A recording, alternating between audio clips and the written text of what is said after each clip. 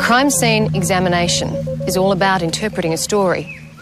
Investigators will be told one thing, but the evidence within the scene will tell a completely different tale.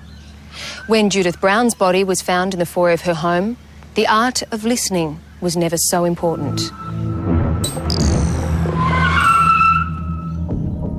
Upon our arrival at the location, first thing we saw was a male person in the front yard. He had his hands up in the air and he had, I could see quite clearly as we stopped, blood down his arms, on his hands, down the front of his jacket. He was quite agitated. He was saying, "What's going on here? What's happened?" I could see blood on the security door handle. It was just sitting ajar and the timber door proper was open. About a metre inside the door I could see a female laying on a bag, head towards the door, and her arms were up above her head. There was also some broken beer bottles, appeared to be stubby size, and there was a strong smell of alcohol present inside the house. I went to the gentleman who was still sitting on the seat and I said, "The lady in the house, who's that?" He said, "Judith Brown." I said, "And what's your name?" He said, "Ross Brown."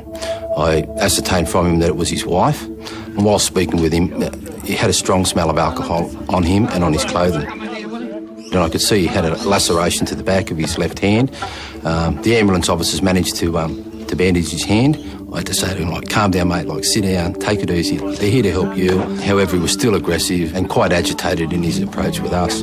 Get out of here, come on, piss off. I think aggressive would probably be the most apt word to describe his demeanour at that time. I'm all right, calm down, Billy. I'm all right. At one point, Mr. Brown became so aggressive he actually approached myself and, placing his face only inches away from myself, was screaming violently at me.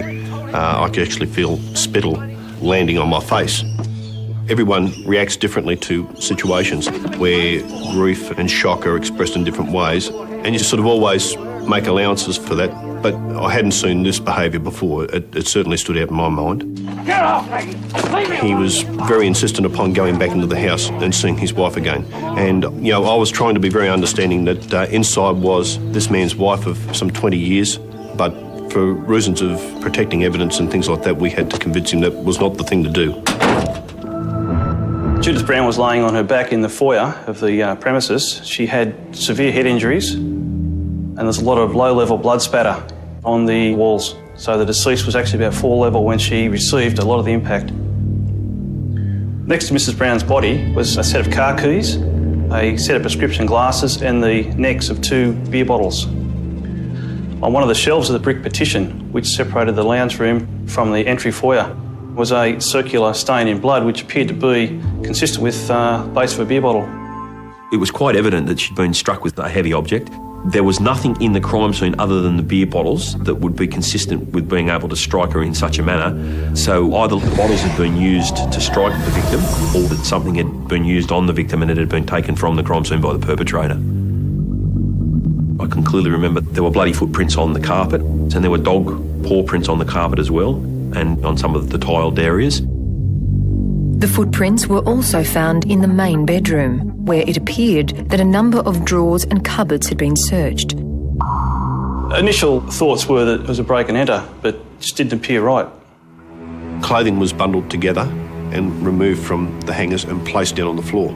The hangers still all lined, not as if someone had gone through each of the items individually. Nothing else appeared to be disturbed. TVs, video recorders, stereo systems, everything appeared to be where it should have been. The crime scene had been staged to give the impression that someone had been in the house and that had been basically burgling the house at some point. And there was a large amount of passion and hostility that had been present in the scene and an inordinately large amount of violence used against the victim that indicated much more than a robbery gone wrong.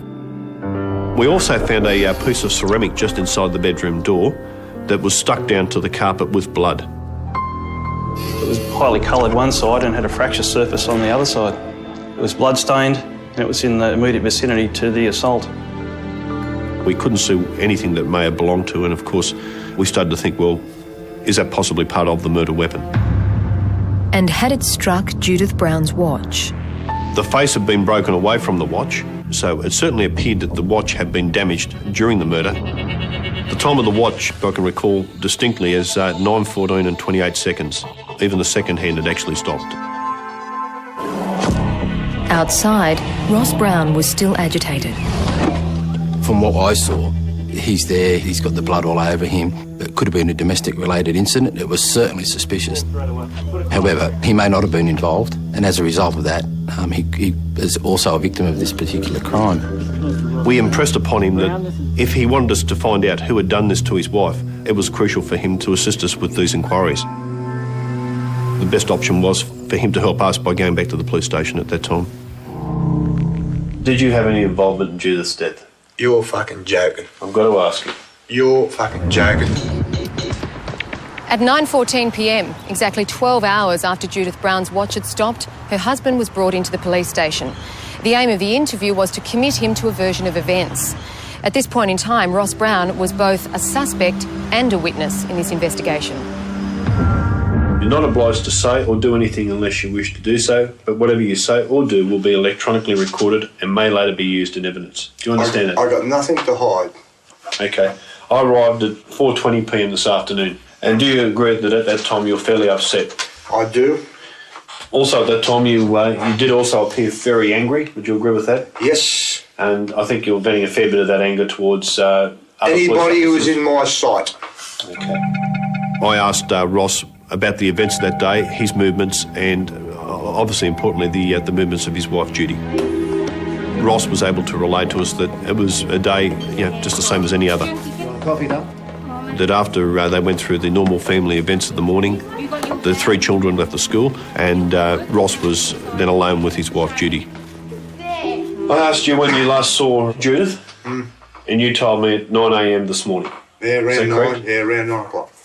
It was at that time that you then decided to take the dog out for a walk. I done the washing up, like I usually do. I sweep the floors, I make the fucking beds, I do the vacuuming, I do the dusting while my wife's been working, and I haven't. What did your wife and yourself talk about before you left? I said I wouldn't be home this afternoon because I would have to take my son to football training. What time does she normally leave for work?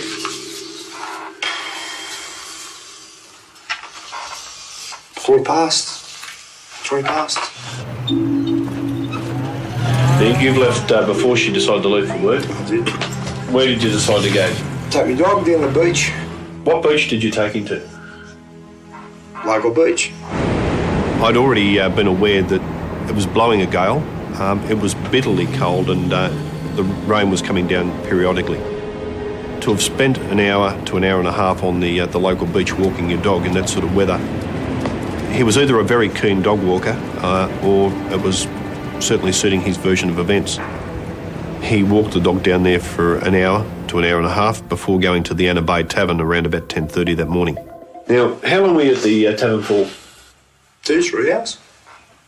How much would you have had to drink over the whole course of the day from the time you went there to the time 5-6 you left? schooners, roughly. I walked to the bottle shop and I bought myself a couple of large bottles of beer to take.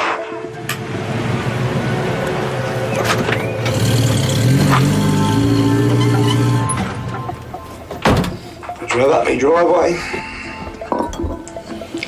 I unhitched the dog, which I usually do, picked him up, put him on the ground, picked up my beers, I walked over, and I proceeded to go to the front door with my beers on the Okay. Opened up the door, dog went in, and I seen a fucking horrifying thing on the floor. Jesus Christ! I grabbed my fucking wife, and I fucking screamed. I think I dropped the beer, and I ran out the fucking door. I'm not sure if I done anything in the house or not because I was fucking shattered. You said you bent down and grabbed your wife. Yes. How did you do that when you say... Hollis, bolus. Where did you put your arms? Mate, I grabbed her and fucking just said, Judy, Judy, Judy, Judy. He remembers trying to pick his wife up, cradling her body, and it's possibly at that point that his left hand was cut. It could have been then, I don't know. And then I just went fucking screaming out the front door. And I went straight to Belinda's and I was screaming at Belinda to ring the police. Call the cops! Call the cops! Police had also spoken to another neighbour that afternoon who had also witnessed Ross's behaviour. Another female neighbour was dragged in by Mr Brown in a headlock, and on seeing the sign she retreated out of the house and vomited in the front yard. You bastard! How are you feeling now? Pissed off. What are you pissed off about? The whole works and jerks. I got a wife of, I don't know what's happened to her. I've been informed that she's not a fucking alive. How would you feel? Would you be annoyed? Well, that's what I want to know. I want to know how you're feeling. I'm fucking very, very cranky. We still didn't know whether he was the offender or whether he was just the grieving husband in shock and angry and trying to vent that somehow. It was a very difficult balance as to how you talk to somebody in that sort of situation, but we impressed upon him that the importance was we had to get a picture of what has happened. What was the situation like between Judy and yourself? Did you argue very often? No. You never had an argument last night or this morning at all? When you had arguments with Judy, what were the arguments usually about? What sort of things? Oh, I've been with the lady 20 years. Probably just general, out and out fucking rubbish. Was money, it's probably the main cause of most arguments. Was that usually a cause of arguments in your family? If I said we never had an argument about money, I'd be a bloody liar. Did you argue about your drinking or things like that often? No. Did Judy feel you had a problem with drinking? Have you ever, at any stage in the past, ever hit Judy in an argument? No. Has she ever attempted to take any action against you, legal-wise, for any of those? No. No. Nothing like that? No. The last question I'm going to ask is probably the hardest one of the lot. Did you have any involvement in Judith's death? You're fucking joking. I've got to ask you. You're fucking joking. No. Did you hit her at all today? Did you strike her? Nothing like that? No.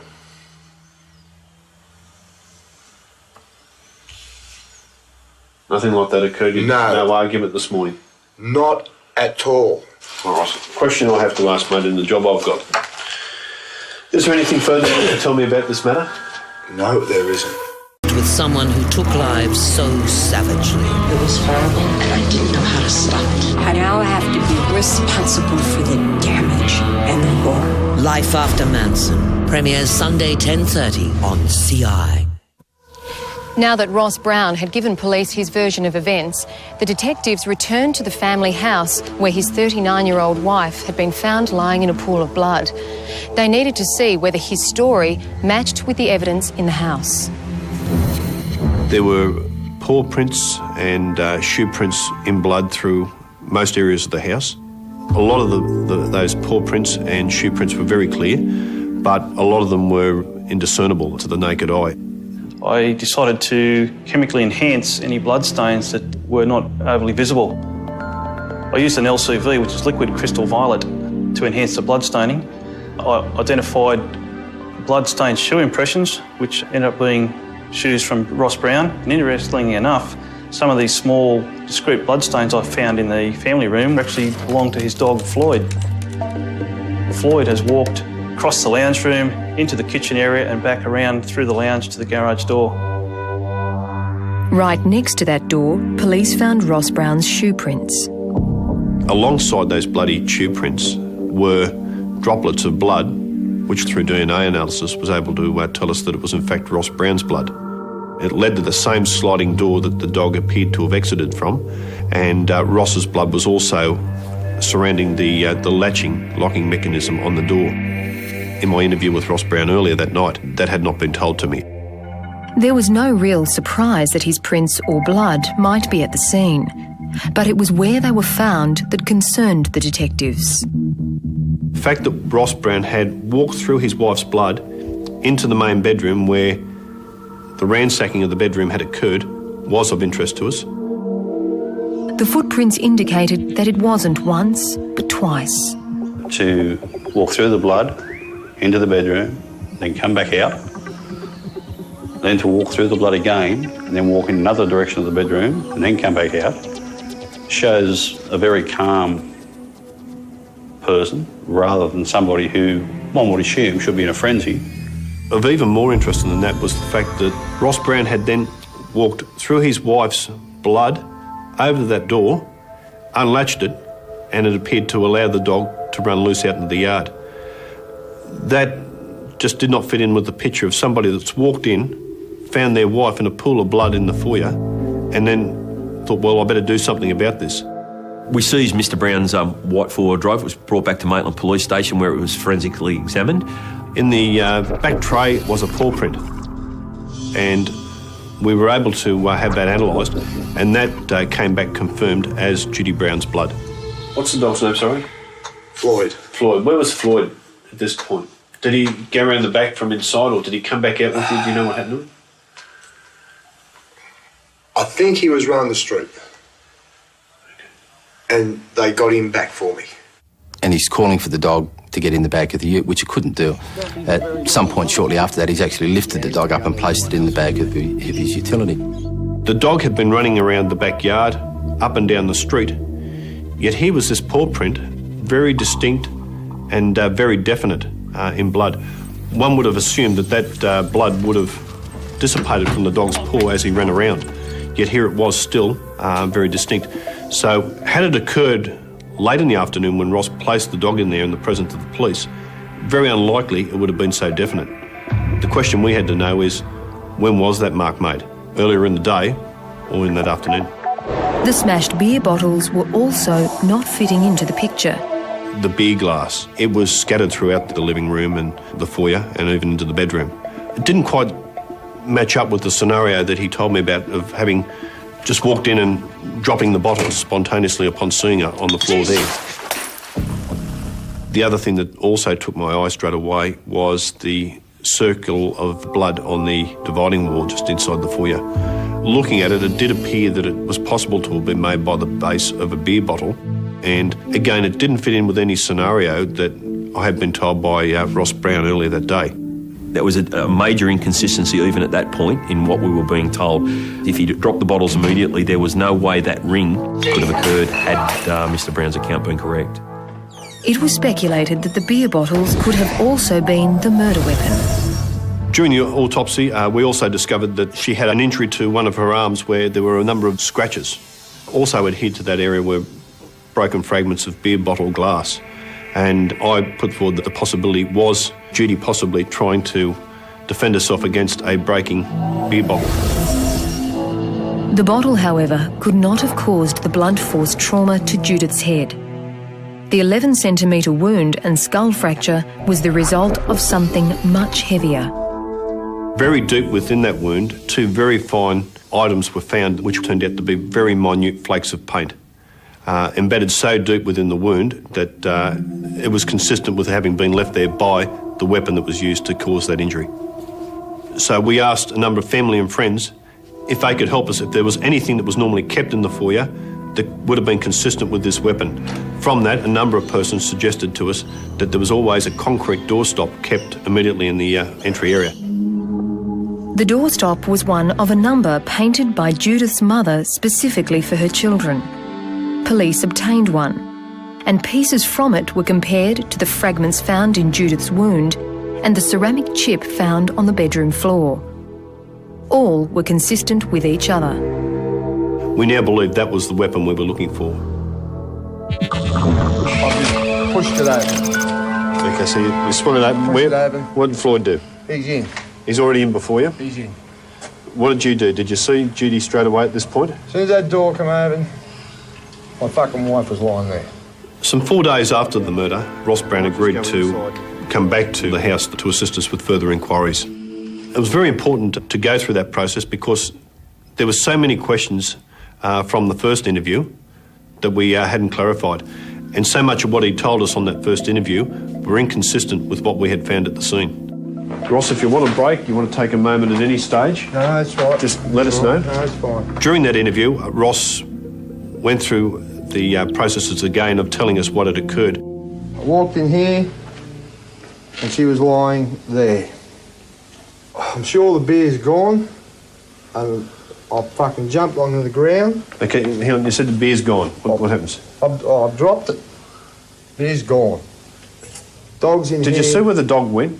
Did the dog go that way? Because, as you described, you got Judy laying here. Did he avoid her and go out of the road, or did he come around here? Dog's here with us. Dog was in this area, I'm sure of it. He could have fucking took off out there. I don't really know what happened to the dog after that. All right. Right. So when you got back up, you said you don't know what you did. Do you remember going anywhere? I could have went in there. Right, then, you put into your bedroom? I could have went in there ranting and raving. Did you go anywhere else? I think I've slipped arse over head here like I told you before. I could have stepped back. When I slipped arse over it, I could have gone back. So the only room you can remember going in is this, the bedroom here? Yeah. There was shit everywhere. Okay. Sure, there was shit everywhere. Okay, so you think you ran into there? Yep. You ran back out here. Did you do anything with Judy again when you come back out? No, I don't think so. All right, just before you've left the house, whereabouts was Floyd? Did you see Floyd? I got no idea. All right. People, particularly that have suffered from a significant trauma like Mr. Brown obviously had if he was a victim, their memory tends to be a little bit hazy. Sometimes it actually improves after a few days. And certainly the idea of the second walk around was to put him in the scene so he had a much better recollection of what had occurred and give him a second opportunity to correct any errors he'd made in his initial interview. The detectives took him to all areas of the house to see whether it would jog a memory. No. Did you come in here and look out there or see anything in the backyard, or you didn't see out there? I come in that door and I hadn't been at that backyard until this afternoon. Okay. This door over here. Yep. If you looked across, can you tell me whether that was open, closed, half open, whatever? That would have been clipped. All right, so before you finish up, before you left at 9 o'clock, you locked this up for security? That would have been locked well before then. Okay. That would have been locked before my kids went to school. So at that stage, you believe this was still locked from inside? Locked from inside. Okay. We didn't mention to Ross that we suspected that the Swagman statue was the murder weapon. Now, coming in here, looking around, is there anything in the room out of place, unusual, not where it's supposed to be? We were interested to see his reaction to that and if he identified that to us. Initially, when we went through the house, he did not mention that to us. Just looking over here, so anything missing in this tiled area, this foyer area, anything out of place that's normally kept there? Should be a door stop here. It was when I drew his attention specifically to the entry in the foyer area and asked, was there anything not there that should have been there? He then said, the door stop's missing. Can you remember where that was when you left that morning on Friday? Was that there? It was always here. Anything else missing? Was there any vases, jugs? There was never nothing kept on here. I've been told my wife never got to work, is that correct? That's correct. Her bag, I believe so. I haven't seen her bag anywhere. What's a bag look like? It's about that big.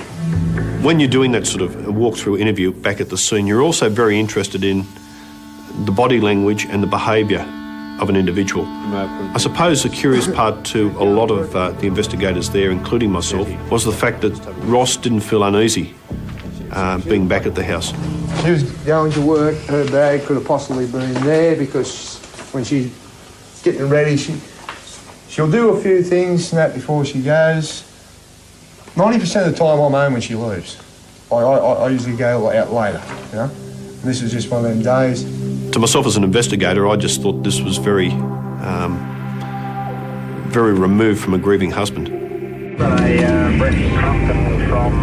Ross Brown then took the detectives to the beach where he walked his dog. Yeah, if I walk in, he'll follow me out and try and come out as far as I can. I ride a longboard. Yep. Right in there. In here? Yep. Where he had drunk that day. A few grogs and that in there, it's pissing down raining. And bought his takeaway beers. Come out, I got 2 large bottles, got in my car and drove out here. Oh, where'd you get the large bottles from? That bottle This shop. bottle shop here attached to the pub. It was important Ross Brown point out where he drank and bought the 2 bottles of beer. The detectives, however, had been doing their homework And like the crime scene, what he was saying didn't quite fit the facts. Ross told us that he went to the tavern about 10:30 that day. He normally stayed, according to the witnesses, for about an hour to 2 hours at the most. This day he stayed for approximately 4 hours. And instead of drinking 3 or 4 schooners, this day we counted on the videotape surveillance that he in fact consumed a total of 12 schooners of Tui's New.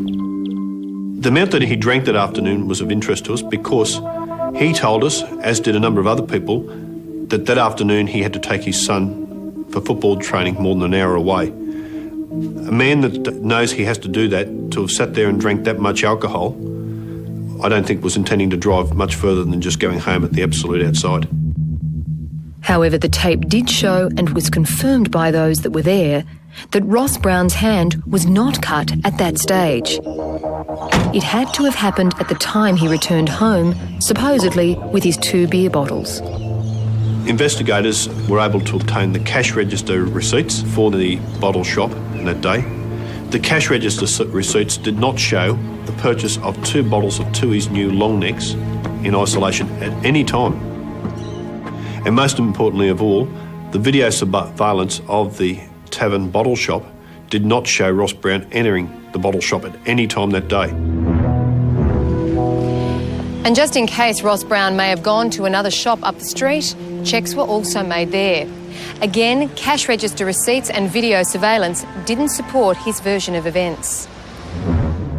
By that stage, we realised we weren't dealing with inconsistencies. We realised we were dealing with deliberate lies. The question was, if Ross Brown had killed his wife, what was the motive? Put in my watch. Yeah. What time would it have been for you to come home? Around the 2-ish mark. Could have been a bit either side. I'm not 100% sure of the time. Okay, I haven't checked exactly the time, but I believe that the first calls to the ambulance and police were around about 3 o'clock that afternoon. Does that give you any indication of what time it might have been? Might have been 2:30, that. Okay. It could have even been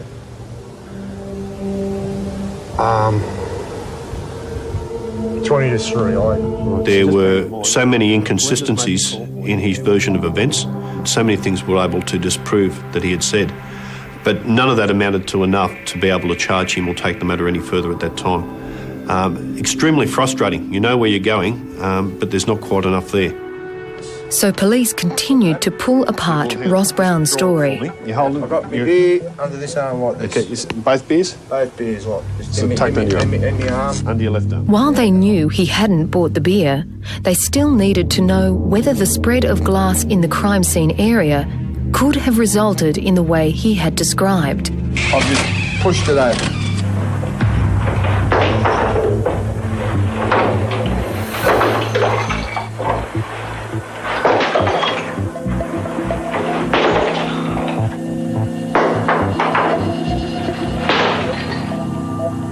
That experiment told us that although some minute pieces of glass could travel some distance, it wasn't consistent with the amount of glass fragments that had bounced away from that scene. Well, it indicated to us that the bottle hadn't been dropped but had rather been thrown into the ground, which again was an inconsistency in Mr. Brown's story. Investigators then turned their attention to the ring mark on the shelf that was in Judith Brown's blood. And to try and establish its cause, I used a number of beer bottles in pig's blood, and I was able to replicate that same stain. And the diameter of that ring was consistent with the base of one of the Tui's New bottles. It was obvious to us that that bottle had been placed in Judy Brown's blood at some point. It had then been placed up on the petition board at a later time, still soaked in her blood, before that bottle was later broken near her body. Next on the agenda was the watch. From their inquiries, police knew Judith was meticulous, so they felt her watch would tell the right time. But had it stopped at the time of her murder? When I first examined the watch, I noticed the glass had popped off the face. In my experience, this would have taken a lot of force to do. The hands were bent towards the dial. I noticed the time was 9:14 and 28 seconds. I turned the watch over, I removed the back, then I removed the battery. There was blood inside the watch on the train wheel bridge, the circuit, and the battery contacts.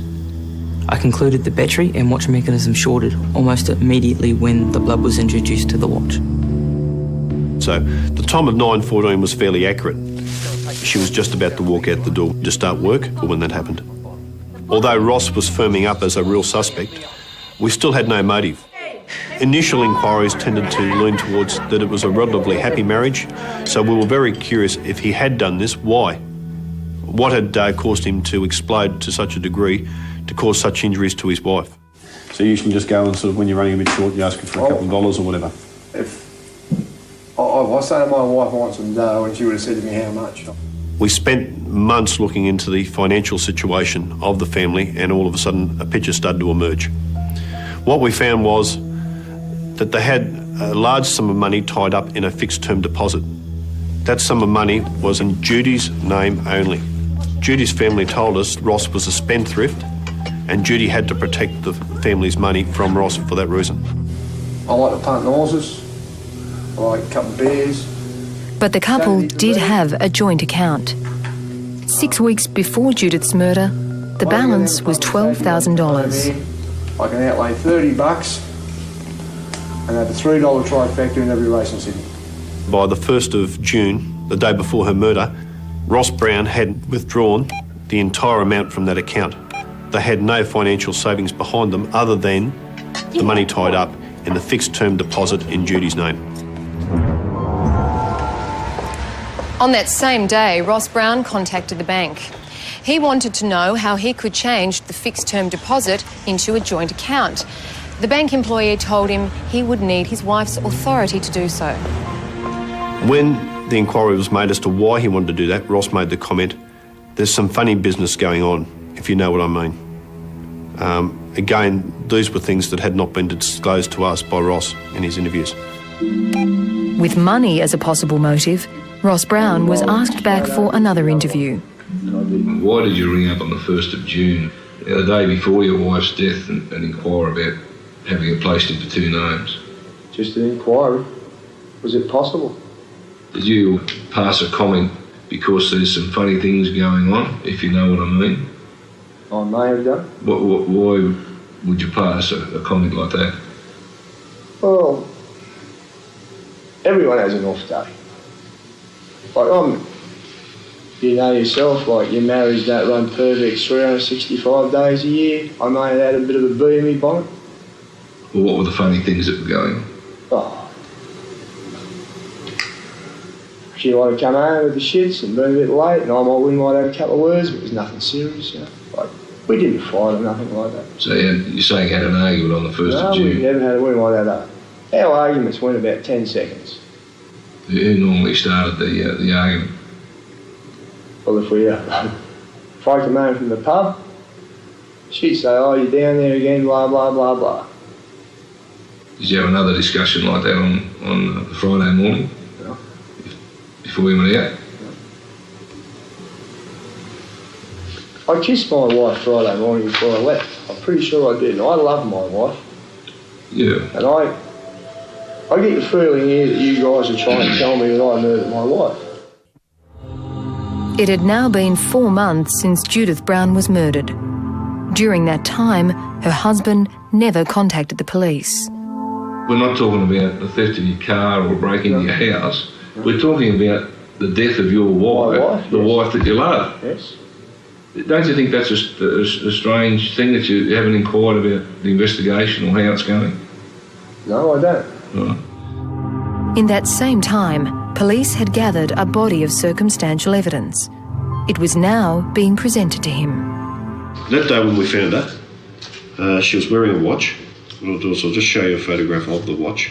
It actually says 9:14 and 28 seconds. We believe the watch was broken when Judy was murdered. Okay. Possibly from her placing her arms up to try and defend herself. And at some stage she was struck during that altercation. What I'm trying to figure out is the time that you left would have been 9 o'clock or 10 past 9. Obviously it's very close to that time. Yes, I can understand that, too. And that obviously doesn't allow very much time for somebody else to come to the house and assault Judy. Okay. Would you agree with that? Yes, I would. Do you have anything to say in relation to that? No, I don't. What we've also discovered is we believe Floyd has walked through the blood, through the house down here, towards this door over here. The slider. Sliding door. You said you latched it back up when you come through. Do you recall that? Good morning, yeah. Okay. In addition to those footprints, we've also found footprints that match your shoes that you're wearing that have been marked out by Judith's blood. That after you've been here, you've then walked over this way to this door, and we've got blood that's been identified as your blood on that door and also on that door latch, where it appears that you've disengaged the latch there and possibly opened that door, because we cannot see Floyd's footprints any further after the goes to that doorway. It appears that you've walked over and unlatched that door and allowed the dog to leave. Well, I may have. Can you see those small cuts and lacerations? Yes. Oh, I'll be honest, it looks like bits of glass to me. There is glass there as well. Okay, right. So those, what sort of glass does that look like? Beer bottles. What would you say to a suggestion that that may have been a beer bottle broken against Judith's forearm? A beer bottle broken against Judith's forearm. Yeah, well, it's a possibility, yeah. You said you had 2 bottles that day, Ross. Yes, I'm sure I had 2 bottles. We didn't find any more glass from any beer bottles more than the 2. Okay. And that's when we disclosed to him that he'd never purchased the beer bottles at the End Bay Tavern. Did you get them out of your fridge at home? Because it's quite obvious, and we can produce the evidence, that you didn't buy them at either bottle shops or at the tavern. So you told me that now? Well, I'm completely lost for words, because I'm sure I got them at the pub. He just didn't buy them. The evidence was emphatic that he didn't buy them. He refused to accept that. I know they got video surveillance there, the whole works and jerks. Mate, I'm positive I bought them there. I might have had 8, maybe 10 schooners or more that day, right? But I'm sure I bought them there. See, I believe that you've gone home and staged the accident because you already knew your wife was dead. I did not stage it, Alex. I did not know my wife was dead. And the reason why I say that I believe you staged it is the fact of the impression, which appears to be the bottom of the bottle, that's left on the top of the dividing hall. It certainly looks like a mark off a bottle of beer, and I'll admit that myself. Can you explain how it got there then? No, I cannot, Peter. I'll just again show you that photograph there, Judy's arm. Could somebody in a rage with a beer bottle in their hand have struck her across the arm? She's put her arm up to block it. You're indicating that I done that, Peter. I'm going to say no, I never. Is it possible? Peter, I never done that to my wife. Now, I know you've got things here that says the beer bottle wasn't bought there. I am positive I bought it in the bay. As I said, at the end of the day, the beer bottle, whether you bought it there or not, isn't the main issue. What I'm saying is the whole ambit of what we've discussed with you here today. I'm going to tell you now, I never killed my wife. And I loved her, and I left home that morning, and my wife was alive. I don't doubt for a moment that you loved your wife. I don't doubt that one iota. I'll look you in the face and I'll tell you that now. Everyone I've spoken to, everyone I've had contact with, all tell me that. The situation at your house was, you like a drink, you like a bit of a flutter. The arguments that you and Judy did have were all, from what I can ascertain, as a result of you going through money. I think this day that you were going to go out, you were going to go to the tavern and have a few more drinks. I think what's happened in the morning, and I think it's happened as quick as that. I think Judy's had a chop at you, said something to you about, what are you going to do, get out in the piss again while I'm going to work? The frustration's built up in you. And you've said it before earlier in this interview, when you do your lolly, you just explained, I know that you've said that in an earlier interview. I keep myself pretty steady, and if I snap, I do tend to like to do things I want, and I don't want no one to stop me. In a very short space, it may only be 10 seconds, I think 30 seconds, that you've done something to Judy, and as soon as it's bloody over, I think you've sat there and thought, my God, what the hell have I done? You're in a panic. You didn't know which way to bloody turn. You go and you say, okay, I'll go to the beach, I'll just get my head together, I'll get my thoughts. You took the statue, you took your dog down there. You've gone to the tavern knowing that's going to be my alibi. And you've sat at that tavern all day praying that someone goes and finds Judy, someone comes from her work, they find her. But that hasn't happened. The time's ticked away and it's got damn close and you knew the boys are due home. I'll give you that. You've had the decency at that stage, I believe, to think, I don't want the boys to go home and find her. And that's when you've gone home. I think, Ross, when you think about it, when you think of everything we've told you here today, I think all points in the one direction. If that is it, that will be mitigating circumstances that the courts will take into account. They will take that into consideration. Because I know, everyone has told me that when you explode, you do it very quickly. I've had a forensic psychiatrist watch your interviews. I'll read you a comment that's been made by a forensic psychiatrist. Just listen to this. Finally, it appears to me that the murder happened in a moment of intensity and rage. There may well have been an element of censure or humiliation taking place at the time, and this would be sufficient for an individual like Ross Brown to become suddenly enraged and behave in a violent and impulsive manner. There is no indication that there was a prolonged fight or struggle, but rather that the whole event occurred ferociously, impulsively and quickly. Well, can I say something now? I was 100% sure I bought my beer at the pub at Annabay, and as long as I'm sitting here or I'm alive and on my father's dying oath, I never killed my wife. I'm sorry, Bert. I don't want you apologising to me, I just want to know what happened. The most frustrating period is when you finish that interview and he's walking out of the station, you're thinking, I can prove all that, I can prove so many lies, but it was just a hair short of being able to prefer any charges. That hair's breadth came 12 months later. I was contacted by a counsellor from Nelson Bay who told me that she had been working with one of our witnesses over a long period of time. That witness was in fact the other woman that Ross Brown had grabbed in a headlock on the afternoon of his wife's murder and attempted to drag her back into the scene. What she told me is that she was sitting at home on the morning of the murder and that she had heard an argument from the Brown residence.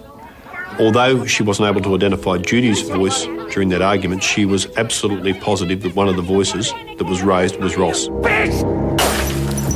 She told me that she heard a woman scream, but she thought there's simply an argument.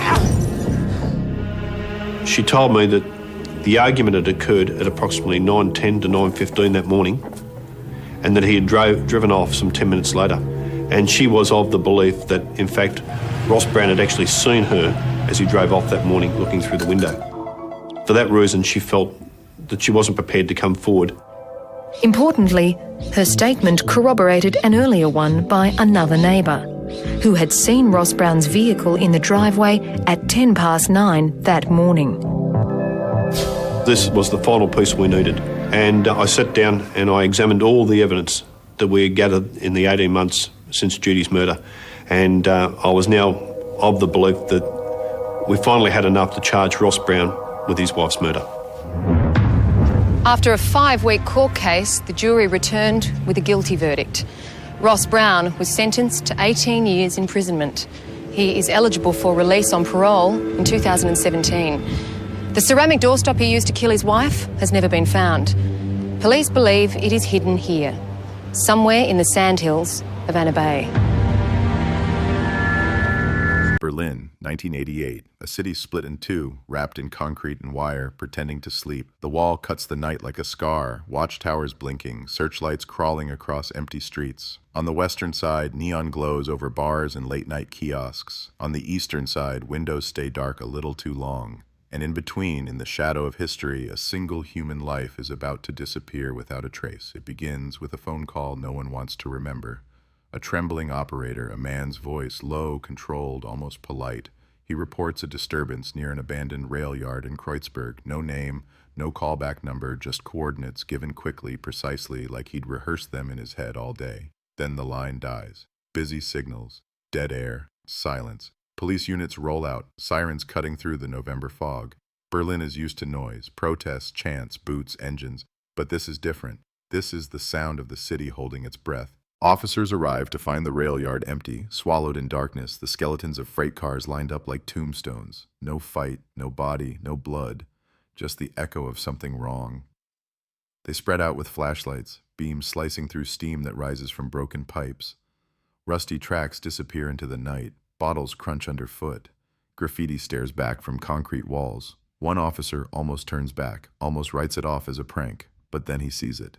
A single women's leather shoe on the gravel, glossy black, heel snapped, still warm from the last steps it took. No woman in sight. The shoe doesn't belong there. Not in this place. Not at this hour. It's the kind of shoe you wear to a quiet office job, to a modest date, to a life that expects tomorrow. Not to a rail yard that smells of oil and old ghosts. They bag it, they log it, they file it under possible missing person. One more note in a city drowning in paperwork and suspicion. The next morning, a woman doesn't show up to work at a small insurance office near Zoologischer Garten. She always arrives at 8:15 a.m. sharp, coffee in one hand, folder in the other, the type who apologizes for being 1 minute late. That morning, her desk stays empty, chair untouched, phone silent. At first, no one panics. It's Berlin. Trains get delayed. Lives get delayed. People cross the wrong border, end up in the wrong questions. By noon, her supervisor calls her home. No answer. Calls again. Still nothing. The supervisor shrugs, notes it, moves on. By evening, a neighbor in her apartment building on Kantstrasse notices something else. The light in her kitchen has been burning since the night before. Curtains half drawn, window closed, no movement inside, no music, no TV, no footsteps in the hall. Her name is Anja Keller, 26 years old, single, no children, no criminal record, no one waiting for her behind the wall. Born in West Berlin, raised between concrete playgrounds and air raid sirens that never quite lost their echo, she is ordinary in the way that keeps you invisible. A job, a small circle of friends, a savings account she rarely touches, a mother she calls every Sunday at exactly 6 p.m. That Sunday call never comes. On Monday, her mother travels into the city, clutching a worn handbag and a rising fear she can't quite name. She rings Anja's doorbell again and again. No answer. She talks to the neighbor with the kitchen light theory. They knock together. Nothing. Eventually, the landlord is called. Keys rattle. A door opens. Inside, the apartment looks paused, not abandoned. A jacket hangs by the door. A half-finished cup of tea sits on the table, thin film forming on top. The bed is made. The closet closed. Nothing overturned. No sign of struggle. The only thing that feels wrong is the silence, thick and heavy, as if the walls themselves are holding back a secret. In the hallway, next to the door, are her work shoes. One is missing. The investigation begins not with screaming headlines, but with a quiet file on a quiet desk. Missing person. Female. 26. Last seen leaving her office building at 6:02 p.m. on a Thursday night. Colleagues say she was in good spirits. No arguments. No strange phone calls. She left alone, as she always did, walked toward the station, vanished into a crowd that doesn't remember faces. Police trace her route.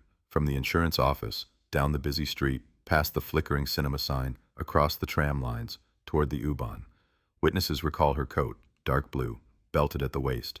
One woman thinks she saw Anja talking to a man near the entrance of the station. Tall maybe, dark coat maybe, or maybe that was someone else. Faces blur when you don't know they matter. By the weekend, the media catches a scent. Young woman vanishes in the heart of West Berlin. Headlines start to shout what the police only whisper. Mysterious disappearance. Fear of abduction. Cold shadow in a divided city. Reporters circle the story like vultures, but there is so little to feed on. No ransom note, no phone call, no body. Just an empty apartment and a missing shoe in a rail yard no one ever visits unless they have to. Then comes the first twist. Forensics confirm it within days. The shoe found in the Kreuzberg rail yard?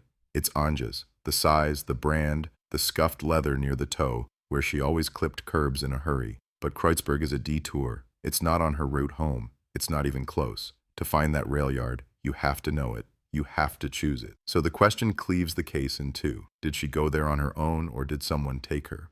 Detectives map out timelines on stained whiteboards. Thursday, 6:02 p.m. Leaves work. Around 6:25, should be near her apartment stop if she went straight home. By 7:00, her kitchen light's already on, say the neighbors. But no one can say for sure they saw her. Time, in a city like Berlin, slips between fingers like cigarette smoke. The more they dig, the stranger it looks. Anya has no enemies, no jealous ex, no secret lover behind the wall. Her bank accounts show nothing unusual, no sudden withdrawals, no hidden debts. Her coworkers describe her as calm, precise, almost cautious, the kind of woman who doesn't take shortcuts through dark yards, who crosses at the light, who locks her door twice. And yet, her shoe is lying in the dirt of an abandoned rail yard on the edge of the city's nervous system. Kreuzberg in 1988 is a borderland of its own. Punk bars, squats, political posters layered 3 deep on every wall. Police know the area well. Drug deals, fights, the occasional west-east defection gone wrong. But the rail yard is different. It's a dead zone, a place for things that no longer move, old freight cars, broken machinery, secrets no one wants on paper. The anonymous call that started it all is traced, of course. It comes from a payphone several streets away, coins jammed, receiver scratched, glass smeared with fingerprints that might have been left by anyone at any time. The voice is never heard again. No one comes forward to claim it. No one steps up to say, yes, I saw something. Yes, I was there. Days stretch into weeks. The case grows colder, even as the headlines grow louder. Berlin beauty vanishes without a trace. Rail yard mystery. Ghost in the city of walls. TV anchors frown into cameras. Experts talk about patterns, statistics, probabilities. But there is no pattern here. Just a single woman erased in the space between home and safety. Then one officer notices something small, something nearly overlooked. When they re-examine the photos from Anja's apartment, they focus on the kitchen table, on the cup of tea, on the open calendar. On the scrap of newspaper under the cup, used as a coaster, it's from the classified section, personal ads, job offers, in one tiny box circled in blue ink. Night work, discreet, good pay, women preferred, call after 7 p.m.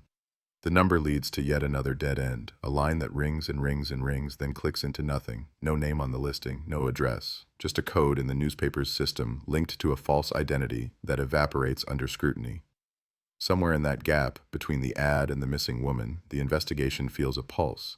Detectives start to wonder, did Anja answer that ad? Did she agree to meet someone? Did she walk into the night thinking she was stepping toward a better life, a little extra money, a new beginning? Or did she know exactly what she was walking into? As winter tightens its grip on Berlin, the case becomes a mirror for the city itself, split, conflicted, full of whispers and walls. Every theory feels both possible and impossible. A stranger abduction, a targeted crime, a coerced crossing toward the east that went bad, a secret double life no one saw coming. The more they investigate, the less they understand. And somewhere, in a box in a police archive, a single shoe waits, labeled, dated, sealed, carrying all the weight of a question no one can answer. The file on Anja's disappearance does not stay thin for long. It fattens with reports, transcripts, photographs, and still, at the center of it all, there is only emptiness. Detectives sit in smoke-filled rooms, collars loosened, ties crooked, walls lined with maps and pinpoints that refuse to connect. Outside, Berlin hurries on, trains screeching, trams clattering, people pushing past each other, unaware that someone among them has vanished without leaving so much as a shadow. They start where every investigation begins, with the people who thought they knew her. Her mother sits in a hard chair at the precinct, hands clamped around a folded handkerchief that's already soaked. She answers the same questions again and again. No, Anja had no boyfriend she was hiding. No, she didn't drink, didn't use drugs. No, she wouldn't just run away. Yes, she was careful, always careful. As a child, she wouldn't cross the street without looking 3 times. As an adult, she still checked the door lock twice before bed. One of the detectives, Kruger, listens closely. He's been around long enough to know that everyone says their loved one was careful. Everyone says they would never leave. But there's something about this mother's certainty that sticks. Not hysterical, not dramatic, just a quiet, stubborn conviction. Something bad has happened. He asks about the ad, the circled box in the newspaper. Had Anja mentioned a second job, extra work, night shifts? The mother hesitates, searching backward through memory. Yes, she says finally. Anja had mentioned maybe picking up something part-time, something evenings. Nothing dangerous, her mother quotes her as saying. Just something more. I'm tired of just barely having enough. Just something more. Sometimes that's all it takes to tip a life into the dark. At the insurance office, detectives talk to her coworkers. The tiny break room smells of stale coffee and paper dust. Her desk is still half full. Pens aligned, folders stacked, a small plant in a cracked pot beginning to wilt now. One colleague, a woman named Petra, remembers something. 2 weeks before the disappearance, Anya had come in one morning with a strange energy. Nervous, excited. She'd mentioned maybe changing things up, maybe doing something different. When Petra asked what, Anya just smiled and said, "I'll tell you when I know it's real." No one took it seriously. Secret plans are common currency in a city where everyone dreams of being somewhere else. The last evening plays on repeat in the detectives' minds. Anya leaves work at 6:02 p.m. She walks toward the station. Somewhere between the office door and the U-Bahn entrance, the city swallows her. CCTV is still rare, limited, grainy, misaligned. No clear visual trail, only pieces. A tram driver thinks he saw a woman matching her description waiting at a crossing. A kiosk owner remembers selling a pack of chewing gum to a young woman in a blue coat. None of them are sure it was her. Everyone is sure after their statement goes on record.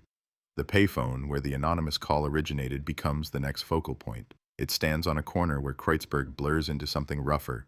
A bakery on one side, now closed for the night. A bar on the other, music leaking under the door. People pass by constantly.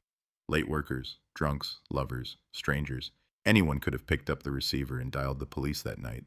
Detectives canvass the area. They show Anja's photograph around. The bartender shakes his head. "Never seen her," he says, eyes darting to the door where a group of young men laugh too loudly. The bakery owner's wife says all women look the same in coats after dark. A junkie leaning against the wall outside swears he saw a woman being pushed into a car near the rail yard days earlier, but his timeline shifts each time he repeats it. Eventually, a small piece of something surfaces. A night porter at a nearby hostel remembers hearing sirens that night near the rail yard. He says a man came in around midnight, agitated, asking for a room, paid in cash, no luggage, stayed only one night, checked out early. The porter remembers his hands, shaking, smelling faintly of metal and damp soil.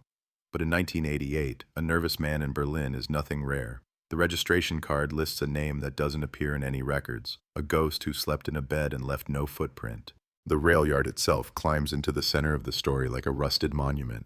Officers walk it again in daylight. The place feels different now, less sinister, more sad. Old tracks split, merge, vanish underground. Graffiti screams political slogans. A stray dog trots between the cars, nose low, tail cautious. Forensics scour every inch. No blood, no fibers, no cigarette butts that can be tied to a specific person. Just oil, rust, and a single shoe. One of the rail workers, an old man with hands like cracked leather, tells them that people sometimes sneak in at night. Kids, mostly. Couples, drunks, sometimes squatters, sometimes smugglers. But that week, he says, it had been quiet, too cold, too wet. "I didn't see any girl," he insists. "If I had, I would remember. A young woman out here, alone, you don't forget that."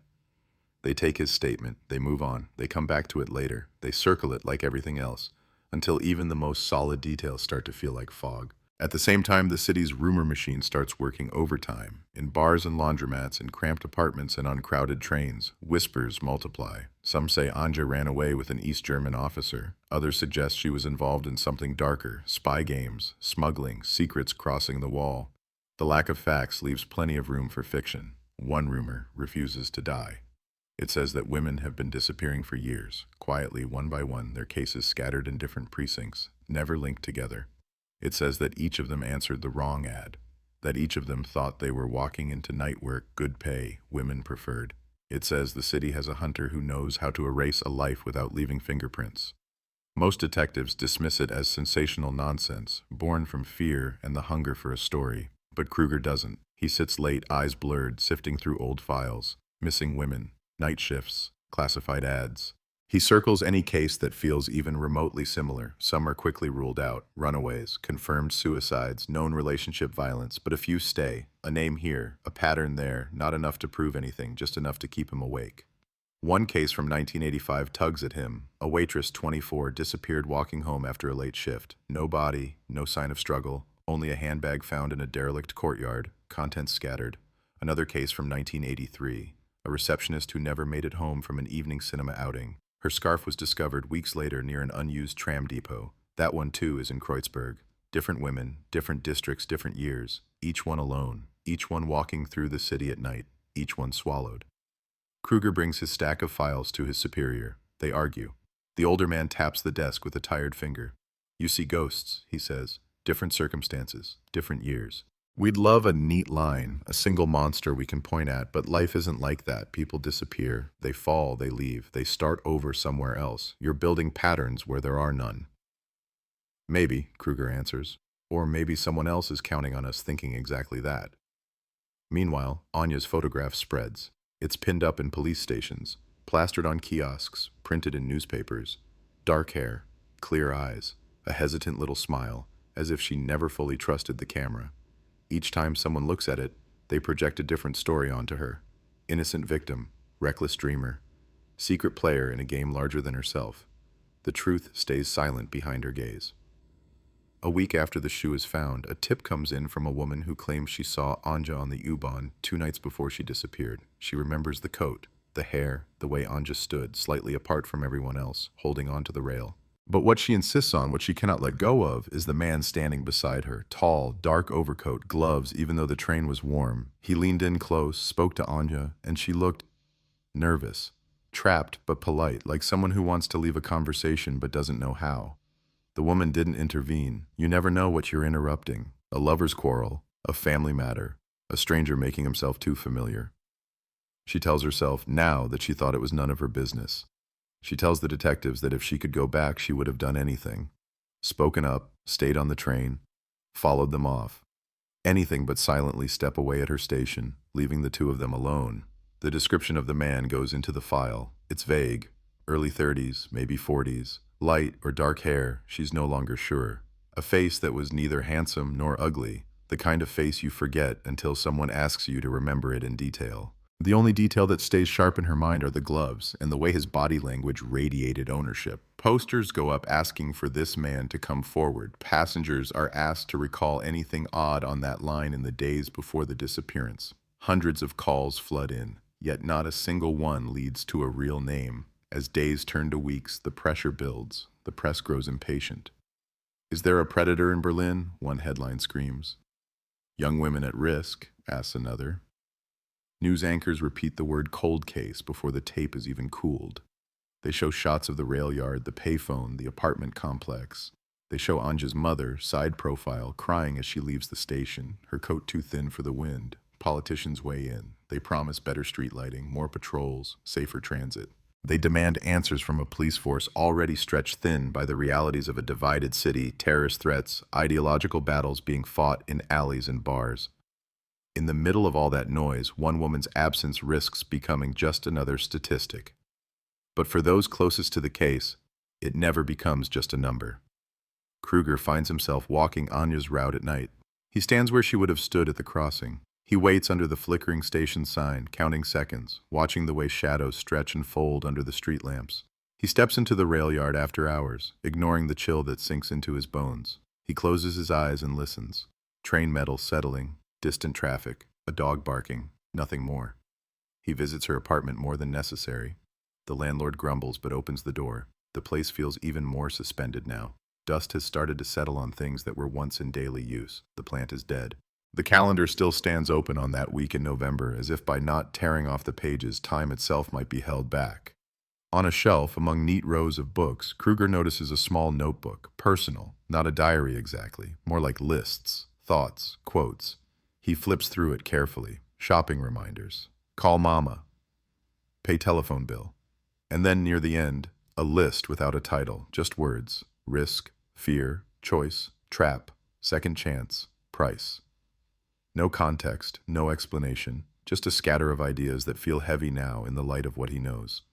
Were they notes for a story she wanted to write, phrases from a radio program? Or was she thinking about that second job, that classified ad, that path into the unknown? He closes the notebook, returns it to its place. Without meaning to, he whispers into the empty room. What did you walk into, Anja? The question hangs there, unanswered like so many others. Winter deepens. The wall looms, solid and indifferent, as Christmas lights flicker in shop windows on one side and stay dim on the other. Families gather, crowds cluster in markets. The city pretends to be warm. Somewhere in that festive noise, an unresolved absence hums quietly like a low frequency you can feel more than hear. The official task force shrinks. Resources move to fresher cases, louder crimes, problems with clearer suspects. Files are boxed, archived, shelved. Officers transfer. New faces replace old ones. Coffee rings stain the corners of documents that once drew every eye. But the unanswered questions don't leave. They simply sink deeper into the paperwork. Inside one of those boxes, a photograph of a shoe still rests on top of the stack. A single object lying in the dark, miles away from where its owner should have been, an anchor to a moment that refuses to fully surface. And in the mind of one detective who can't let it go, the case is anything but cold. Spring creeps into Berlin without asking permission. Snow melts into dirty puddles. The air softens, just a little. Cafe tables appear on sidewalks. People pretend the city hasn't been holding its breath for months. Somewhere behind the wall, flags still hang heavy and gray. Somewhere on this side, a mother still sleeps in a chair by the phone, waiting for it to ring. On paper, the investigation is ongoing. In reality, it hangs by a thread named Kruger. He refuses to let Anja become one more folder in an archive. He keeps her photograph on his desk just off to the side where he can see it without admitting he's looking. He circles back to the places everyone else is done with. The phone booth, the rail yard, the building where she lived, the path between her office and the station. He walks them in different weather at different hours, as if the city might give up a secret if he catches it off guard. One afternoon, he returns to the newspaper office that printed the classified ad. The room is cramped, smelling of ink and old glue, walls covered in past issues. A woman with horn-rimmed glasses and a cigarette dangling from her lips flips through logbooks, annoyed but compliant. The ad, she confirms, was placed by mail, cash in an envelope, no return address. The code used is linked to a P.O. box registered under a fake name with a fake ID the postal clerk didn't question. "You think you're the first one to ask me about anonymous men and shady ads, Herr Kommissar?" she says, blowing smoke. "Berlin is full of them. You remove one, 3 more take his place." Still, she pulls out a slip of paper. On it, a handwriting sample. The original text of the ad. The words are few, but the way they're written sticks in his mind. Tight, precise, no flourishes. Numbers written in the continental style, a neat slash through the 7. A detail, a starting point, barely enough to matter. But in a case built on almost nothing, even the way someone writes a 7 feels like a lead. He sends the handwriting to analysis.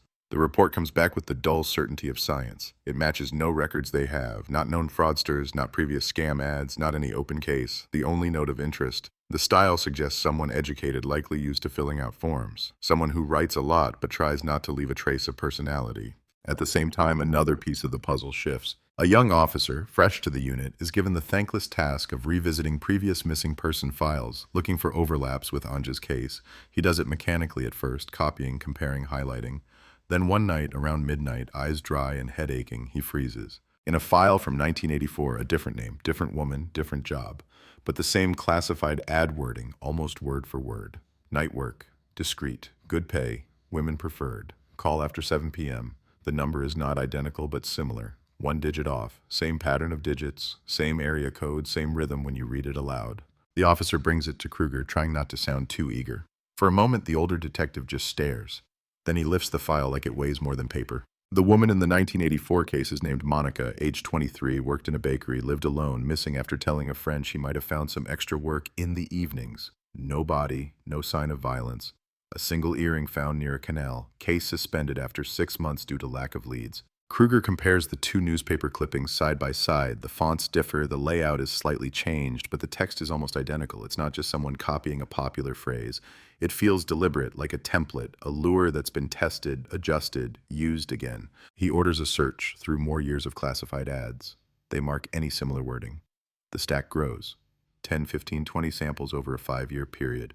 Not all linked to missing women, at least not officially. Some lead to legitimate part-time cleaning jobs, confirmed. Some go nowhere, numbers disconnected, mail returned.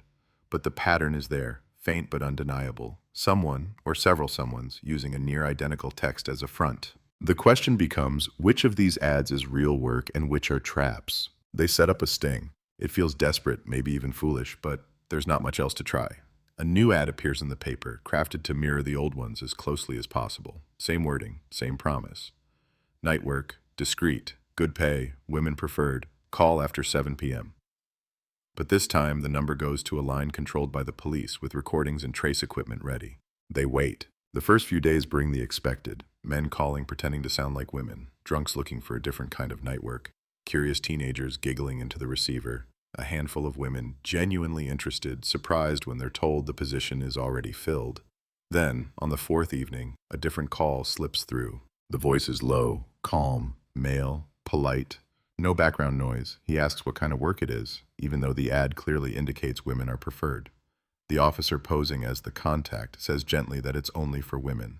The man apologizes, says he must have misread it. His accent is local, Berlin, but rounded, no obvious district markers. He's about to hang up when he asks, almost casually, did anyone else call today? Any women? Any young ones? Something in the way he says young ones turns the receiver cold in the officer's hand. He says he's not allowed to share that. The caller chuckles softly. Of course, he says. Rules are rules. Then he hangs up.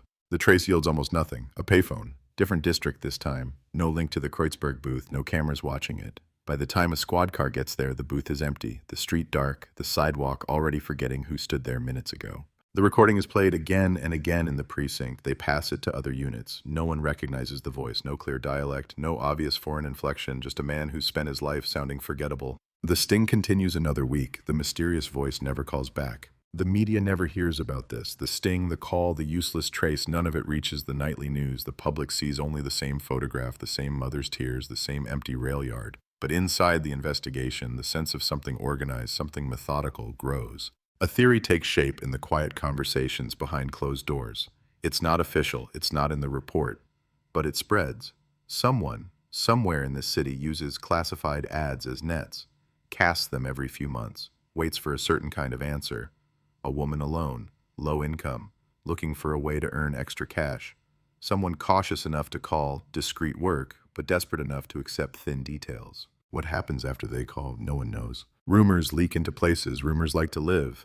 A bar in Kreuzberg, a dingy cafe near the station, a squat filled with peeling posters and people who know too much about night.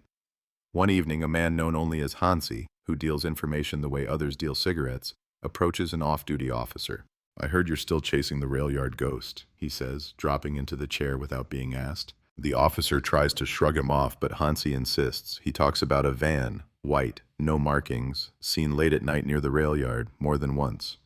Driven by a man who dresses too clean for the area, gloves on even when he pumps gas, always alone. He offers no dates, no plate number, no solid details, just the suggestion that someone uses that forgotten space for more than storage. The tip goes into the file. No white van matching the few scattered descriptions is ever definitively tied to the scene. Another thread that looks promising until you tug on it and find nothing attached. And then, just as the city begins to turn its full attention to other tensions, protests, politics, whispers of change in the east, a new witness steps forward, dragging the case into even deeper shadow. She doesn't come to the police station. She doesn't want her name in any report. Instead, she arranges a meeting in a church late afternoon, light slanting through stained glass, painting her face in broken colors. She's in her 30s, worn in that specific Berlin way. Too many late nights, too many secrets, not enough trust. She tells Kruger and a younger officer that years ago she took one of those night work jobs. She'd answered a nearly identical ad. Discreet, good pay, women preferred. She'd called. A man answered, soft voice, calm. He asked a few questions, then told her to meet him near a certain U-Bahn exit, lifeless, industrial, not far from an old depot. He was polite, she says, staring at the floor. Too polite. He kept calling me Fraulein like we were in some old film. He said the work was simple, cleaning, organizing, maybe some serving at private events. He said rich men didn't like their names in the papers. When she arrived, he was already there, leaning against a dark car. Not a van, a sedan, good condition, no rust. He wore gloves. He opened the passenger door and told her to get in. Said they'd discuss details at the location. Inside the church, the air feels suddenly thinner. Something felt wrong, she continues, voice tightening. I don't know why. Maybe it was the way he smiled without moving his eyes. Maybe it was the way he kept standing between me and the street. I told him I'd changed my mind, that I didn't want the job. His face changed, just for a second, like a mask slipping. Then he laughed, said I was wasting his time, called me ungrateful. I left. She rushed back into the U-Bahn station, heart pounding, half expecting him to follow. He didn't. She never saw him again. She never reported it. What was she going to say, that a man had been too polite near a car? She only came forward now because she saw Anja's photo again, on an old flyer in a shop window, edges curling but eyes still sharp, the ad, the voice, the gloves. It all crashed back. Her description of the man matches the U-Bahn witness. Tall, not muscular, but solid, dark overcoat, gloves, a face that tries very hard to be average, the same careful politeness, the same implying presence. Both times a car nearby, both times night, both times a location that allows for fast disappearance. No name, no address, no solid detail to anchor him to reality. They work with a sketch artist. The woman tries. The lines never come out right. The jaw is off. The eyes are wrong. The nose, maybe. Everything about him seems Slightly wrong only when you think about it too long. The result is a drawing of a man who could be anyone and no one. They release the sketch anyway. Newspapers print it. TV shows flash it on screen.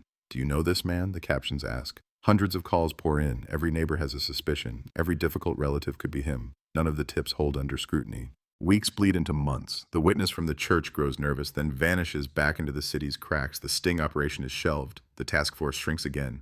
Once more, the case hovers on the edge of becoming old news. Outside, history shifts its weight. By autumn 1989, rumors are louder than sirens. Something is happening in the East. Protests swell. Chants bounce off concrete. People talk about Hungary, about Prague, about change. The impossible begins to sound inevitable. And then, one night in November, the unthinkable. The wall, that hard line that has defined every step in this city, is breached, cracked, flooded with people. East and West pour into each other's streets, laughing, crying, climbing, dancing on the very concrete that once shot at them.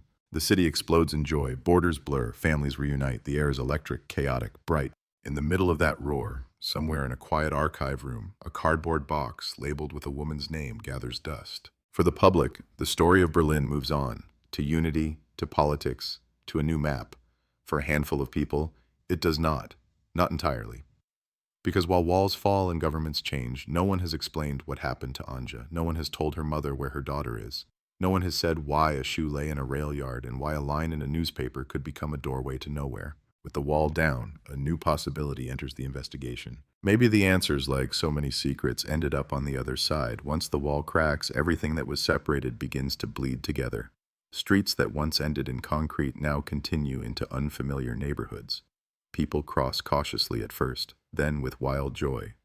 Old border guards watch their posts evaporate. Old rules crumble overnight. For Berlin, 1989 is a rebirth, noisy and chaotic and full of light. For an old case buried in a box, it is something else, an opportunity. In the days after the fall, chaos reigns inside the police departments too. Files that once couldn't cross from west to east now can. Names, lists, photos, habits, patterns. The city's divided memory starts to merge. Intelligence units scramble to grab Stasi archives before they vanish into private hands, bonfires, or shredded confetti. Everyone is looking for political secrets, informants, double agents. Almost no one is looking for one missing woman from 1988. Almost. Behind his desk, older, more tired, tie more crooked than ever, Kruger watches the footage on a small TV in the corner of the squad room. People on the wall. People hugging across checkpoints, people hammering at concrete, reporters shouting into microphones, throat raw with excitement.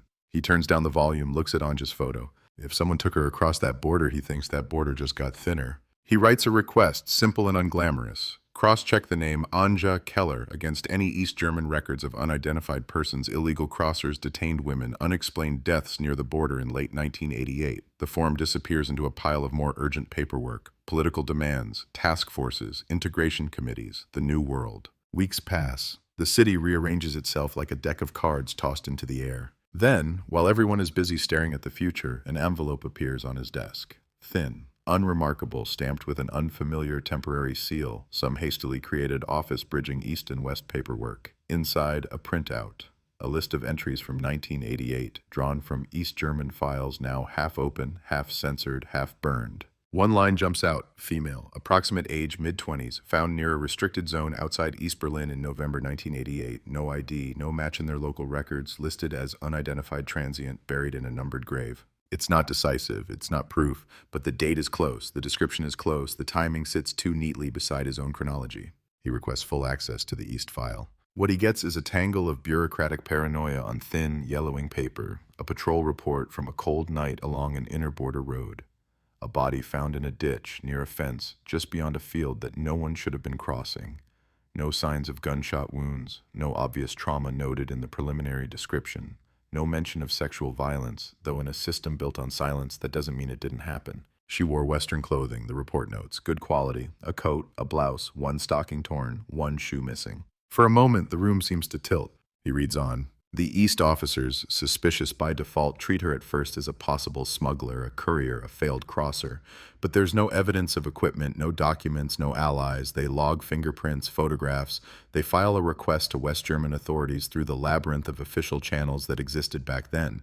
Did anyone report a woman missing that might match? According to the final page, there was no response. That response, or lack of it, came sometime in December 1988, a month after Anja vanished, a month in which paperwork crossed checkpoints at the speed of politics, not life. A month in which a young woman might have been lying in a drawer in a foreign morgue while her mother sat in West Berlin staring at the phone. Did the message ever make it through? Did some clerk misfile it? Did it sit on the wrong desk until it was too late? There are no clear answers, just a bare note. No matching inquiry from the West at this time. Identification impossible. Case closed. On one East German form, a small notation in the margin could be accident, exposure, fall, alcohol. The kind of casual dismissal used when a stranger dies and no one wants to tug on the thread too hard. The photographs are missing. Misplaced during transition, the new office apologizes blandly. Some images appear to have been removed before the files were handed over. By whom, no one knows. Faces blacked out. Lines cut sharp where pages once continued. But one scan survives. Grainy, dark, a morgue tag on a thin wrist. The angle is bad. The face turned slightly away, the hair wet and tangled, features blurred by time, cheap cameras, multiple copies. It could be Anja, it could be someone else. Memory plays tricks when you want it to connect. They show the image to her mother. The older woman's hands tremble as she holds the photo under harsh fluorescent light. She stares at it for a long time. The detectives say nothing. No one rushes her. The whole room seems to stop breathing. Finally, she looks up. Her voice is sandpaper. I don't know, she whispers. The mouth. The jaw, maybe. But the eyes. I can't see the eyes. They took my daughter's face from me. How am I supposed to know? She presses the photo back into the detective's hand like it burns. If that is her, she says, then someone left her in a ditch like trash. Find out who. If it's not her, then my daughter is still out there. Either way, you don't stop. The path forward is fog, but it's a path. If Anja somehow ended up on the east side, someone had to take her there. In 1988, you didn't just stroll across the border. Not without connections. Not without risk. Theories multiply. Was she lured under the promise of some lucrative job in the East? Was she a pawn in a trade, a bargaining chip, a victim of some back-channel deal gone wrong? Or was her body moved after death, dumped in a place that would muddle jurisdiction and buy time? The old West German file is dragged out again, the timeline re-examined. That rail yard in Kreuzberg suddenly feels even more strategic, close enough to the border to be useful, secluded enough to hide a transfer, a place where a van could idle, unseen, while cargo, human or otherwise, is moved. Remember the white van rumor, the clean sedan, the gloves, the man who always seems to be standing between a woman in the street. The image starts to sharpen around a sinister possibility. Someone operating in the cracks, between sides, a private courier of flesh exploiting the division for profit, women from the West, maybe debts or favors in the East, maybe something darker. No official border control wants to see it, because acknowledging such trades would mean admitting that the walls they worshipped had doors. There's no proof, not yet, just a sickening logic. With new channels open, Kruger and a small team start punching through into Eastern criminal records, unofficial smugglers, black market circles, private party organizers, underground networks that supplied whatever could be bought, cigarettes, Western magazines, electronics, and at times, people. One name surfaces more than once. Not as a prime suspect, but like mold in a damp room, always in the background. A man known by varying aliases, depending on who's talking. Sometimes Der Organisator, sometimes Der Fahrer. The organizer, the driver, rarely his real name. He managed logistics for certain illegal parties where Western goods and Eastern elites mixed quietly behind locked doors. Gloves, always gloves, one witness says in an old Stasi interrogation transcript. The man hated touching things directly, always somewhere near vehicles, always polite, always forgettable. The description is cleanly unremarkable. Height average to tall, dark coat, no distinctive scars or marks anyone remembers, a face that could disappear into any crowd. The more they dig, the more his silhouette aligns with their ghost, but always from a distance, always with other priorities attached, more important to the state at the time than one missing woman. Then the trail breaks. Around late 1989, like so many Eastern ghosts, he vanishes from the records. No arrest, no trial, no neat conclusion, just a cessation of mentions. Either he changed names, changed countries, or simply stopped doing what he was doing because the world had changed. Once money can cross more freely, people don't need the same shadows. West German prosecutors are wary of building a case on fragments from a regime everyone is busy denouncing. We can't base a homicide investigation on rumors from Stasi files, one of them says, tapping a cigarette against a copy of the Unified Criminal Code. We need concrete evidence, witnesses willing to testify, physical proof. Physical proof is exactly what the case does not have. The rail yard has been partially dismantled now, tracks removed, some cars hauled away. The place where the shoe was found is a bare patch of earth under an indifferent sky. If there was ever more there, the city has already scraped it clean. An exhumation is proposed. If the unknown woman in the East German grave is Anja, DNA might prove it, but this is the early 1990s. Forensics are advancing, but budgets are tight, systems transitional, and cooperation between Old East and Old West institutions is still fragile. Families of other unidentified victims are also begging for answers. Whose bones get priority?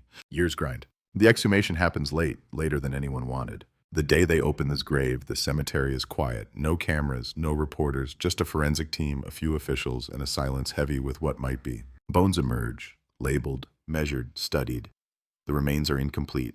Decay, soil, time, everything conspires against clarity. They send samples to a lab that speaks the new language of DNA with cautious optimism. Weeks become months. When the results finally arrive, the answer is mercilessly simple. The unknown woman from that East German ditch is not Anja. The relief is bitter. For Anja's mother, it means one small thing. That grave doesn't hold her daughter, but it also means they are no closer to the truth. It means Anja is still nowhere and everywhere. It means another family, somewhere, never even knew they had a body to mourn. The East theory doesn't die. It just becomes one more branch on a growing, twisted tree of possibilities. Maybe she crossed. Maybe she was traded. Maybe she never left the West at all. Every answer births two new questions. Public attention, long since consumed by reunification, economic problems, and rising tensions, no longer cares about one woman lost in 1988. Cold cases pile up. The buzzwords shift from spy and wall to neo-Nazi violence, housing crisis, corruption. The city has new ghosts now. Inside the station, the faces change. New recruits arrive who were teenagers when the wall fell. They've grown up in a unified Germany. For them, the archives are stories from another era. Old jackets, old photographs, old dead. But sometimes, late, when the squad room is almost empty, the younger officers notice the photo still pinned near Kruger's desk. Dark hair, careful eyes, the print slightly faded now. One night, a young detective asks him quietly, "Why this one? We have so many cold cases. Why this one?" He doesn't answer right away. He looks at the rail yard photos, the classified ad clippings, the sketch of the man in the gloves. He thinks of the empty apartment, the cup of tea, the mother's hand crushed around a handkerchief. He thinks of a shoe in the dirt. Because she did everything right, he says finally. She went to work, she took the train, she locked her door, and still someone took her. If we can't explain that, what's the point of any of this? The young detective nods, not fully understanding yet, but remembering the weight in the older man's voice. Paper doesn't forget, people do. Years pass. Files are moved to new buildings. Some go missing in transit. Others are scanned, pixelated, stored on early hard drives that hum in dark rooms. Cold case becomes a term for TV dramas, not real lives. Young cops roll their eyes at old obsessions. The classified ads change shape. The print pages shrink. The internet creeps in, slow at first, then fast, then everywhere. People start looking for night work in different ways. Online boards, private messages, encrypted channels. The old night work, discreet, good pay, women-preferred boxes begin to disappear from the back of newspapers. But the method behind them does not. In another city, another decade, there will be new versions, new traps, new victims. Some will live to tell the story, some won't. Somewhere between 1990 and 2000, the box with Anja's name on it is moved again, deeper into the archives to make space for newer tragedies. The label peels a little at the corner, dust settles in the crease. If you open it now, you smell not just paper and ink, but time. The case is not closed, it's not solved, it just sinks. And yet once in a while, something surfaces. A letter arrives at the station one morning, no return address, no signature. Inside, a single sheet of paper with a few words typed, old style, as if on a mechanical typewriter. Night work, discreet, good pay, women preferred. You are still looking in the wrong places. No clue as to who sent it, no fingerprint, no traceable origin. The paper is standard, the ink unremarkable. It could be a cruel joke, it could be a hoax, it could be a relic. Or it could be the first sign, after years of silence, that someone out there is still watching the hole where Anja used to be. The letter goes into the file. The shadow of the man in the gloves stretches, thin and long, across decades. And somewhere in Berlin, under rebuilt bridges, behind renovated facades, beneath trendy bars and shining offices, the rail yard that once held a single shoe still exists, in fragments, in memory, in the city's bones. You can build over certain places, but you can't erase what happened there. Not completely. By the time the new millennium arrives, Berlin looks almost like a different city wearing the same bones. The scars of the wall are still visible if you know where to look, but glass and steel rise where watchtowers once stood. Cafes glow with laptops and late-night conversations. The roar of unified traffic drowns out old border sirens. People talk about startups and clubs instead of checkpoints and informants. Somewhere under all that noise, the old ghosts stay put. In a basement archive of the police headquarters, fluorescent lights hum over rows of shelves stacked with boxes. Numbers, codes, names, cases that went nowhere, cardboard coffins for stories that never got an ending. Dust lies thick on some of them. Others have been opened so often the flaps are soft, the edges smudged. One of those boxes still has Keller Anja written on it, in a hand that's starting to look old-fashioned. Enter a new set of eyes. Detective Jana Vogt is not supposed to be interested in a case from 1988. She has enough to deal with in the present: drug routes, organized theft, domestic violence that never makes the papers. She was a child when the wall fell. She grew up in the Berlin that came after, where East and West are more labels than realities, where Cold War is something you see in movies. But there's something about cold cases that pulls at a certain kind of mind. The injustice of unfinished business, the arrogance of someone thinking they got away with it forever. It starts almost by accident. A new project launches, an initiative to re-examine unsolved violent crimes from the 70s, 80s, 90s using modern forensic tools. The plan is methodical, bureaucratic, finite. Cases are selected based on certain criteria: presence of physical evidence, likelihood of DNA retrieval, potential linkage to known offenders.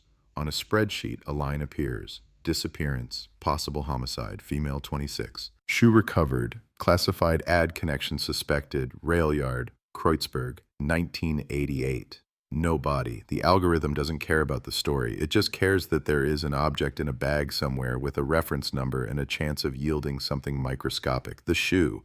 Jana sees the case summary in a digital database. The words are terse, clinical, but in the attached scan of an old photograph, the rail yard blows back into color, even in grayscale. Rusty tracks, broken fence, a single shoe in the dirt. She reads the notes, the anonymous call, the classified ad, the man with the gloves, the rumors about the East, the letter that came years later. It feels less like an old case file and more like a wound. She goes looking. Upstairs, in an office that once belonged to someone else, older detectives joke about ghost hunts when the cold case project is mentioned. Downstairs in the evidence room, it smells of metal, cardboard, and formalin. An officer hands her a box with a barcode. The label matches the old file number. Inside, sealed in clear plastic, lies the shoe. Decades haven't made it less ordinary. Black leather, now dull. A snapped heel, scuffs along the front, faint impressions inside where a foot once pressed down day after day. A small, silent witness to something that never got to testify. The bag also holds a few tiny gravel stones deliberately preserved, and traces of dirt, brushings from the inside and outside, prepared by a forensic team that never had the tools to parse them. Now someone does. The shoe and its contents move to the forensic lab, where everything hums and beeps and glows in cool, indifferent light. Machines older detectives still call magic whir into motion. Fibers are separated, particles are isolated. DNA, once an exotic promise on the horizon, is now reliable enough to be part of procedure. They don't expect miracles. Time eats evidence. Moisture, mold, careless handling decades ago, any of it can destroy what they need. But the city has already seen cases cracked open by a single hair, a single flake of skin, found after 30 years in a sealed envelope. Why not this one? Samples from the inside of the shoe go first. If the owner's skin cells are still there, they might be able to create a profile, match it to a relative, reconfirm what everyone already believes, that the shoe belonged to Anja. Then, more importantly, they can search for anything that doesn't belong. Foreign DNA, someone else's touch. Days pass, labs move slowly. The present doesn't wait for the past. Jana fills her time by reading everything, every page of the Keller file, every scribbled note, every recorded interview. She traces the path of the original investigation, step by step: the office, the U-Bahn, the payphone, the rail yard, the miserable cooperation with East German files, the exhumation that led nowhere, the poisonous little typed note: "You are still looking in the wrong places." She feels the presence of another mind in the margins, Kruger's.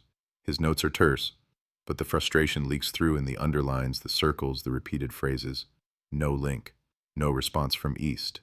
Witness unreliable but detail consistent. Next to the sketch of the man in the gloves, he'd written a single comment: "He knows how to be average." She asks around. Most of the older detectives who worked with him are retired now. A few are dead. One is still around, in a part-time advisory role, his office smaller, his hair thinner, his patience with bureaucracy even shorter. Kruger. She knocks. He looks up from a pile of forms, eyes ringed, eyebrows bristled. He sees the file in her hand before she even speaks. "You dug her up again," he says.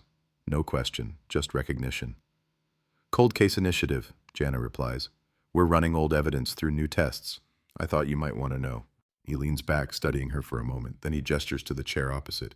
You weren't born when she disappeared, he says. Why do you care? She could give him the official answer. Duty, protocol, mandate. Instead, she tells him the truth. Because someone hurt a woman who did nothing wrong, she says, echoing his own words without knowing it, and walked away. Because they probably thought time would protect them. Because maybe, this time, it won't. He exhales through his nose somewhere between a laugh and a sigh. They always think time is on their side, he says. They forget it's also on ours. He talks, not like a man giving a formal briefing, but like someone unloading a story he's been telling himself in his head for 20 years. He recounts the anonymous call, the rail yard, the shoe, the classified ads, the sting operation, the man on the phone asking about young ones, the witness in the church with the cold fear in her eyes when she described the gloves. He tells her about the East woman's grave, the exhumation, the negative DNA. We thought maybe the wall itself had something to do with it, he says, that she was pulled into some game bigger than us. But in the end, I kept coming back to something else, something simpler. What? Jana asks. Some men don't need politics, he says quietly. They only need opportunity. He slides an old notebook across the desk. Inside are scribbled notes of cases he suspected might be linked. Women disappearing off night streets, lone walkers, classified ads, transit hubs, rail yards, depots, places where a vehicle can idle just out of sight. Officially, we never connected them, he says. Not enough. Different jurisdictions, different details. No chief wanted to be the one to tell the press we had a serial offender working under our noses during the Cold War. It was easier to call each one isolated. I don't know how many are really tied together, maybe only Anja, maybe more, but if you're looking at her, look sideways too. Don't treat her as an island. When she leaves his office, the file feels heavier in her hands. The lab calls. The first result is almost a disappointment in its predictability. DNA from the inner lining of the shoe matches a partial profile they can reconstruct from Anja's mother, still alive, older now, in a nursing home that smells of antiseptic and boiled vegetables. It confirms what everyone already believed. The shoe was hers. A small validation, nothing more. No revelation. The second result is different. Among the degraded fragments, they find traces that don't match Anja. Too low level to be sure. Too mixed to get a full profile. But enough to say one thing. Someone else's genetic material was in contact with that shoe. Not groundbreaking in itself. A shoe moves through a crowded city. Buses, pavements, store floors, all of it leaves traces. But this material is concentrated on the inside edge of the heel and on the upper, places more likely to be touched than stepped upon. Someone may have grabbed her, lifted the shoe, held it. They can't extract a full DNA profile, but they can build a partial one. Enough to flag certain markers, enough to run through databases. They run it. In the National Offender Database, nothing. In local archives from older cases, nothing. In partial DNA collections from unidentified crime scenes, a faint flicker, not a direct hit.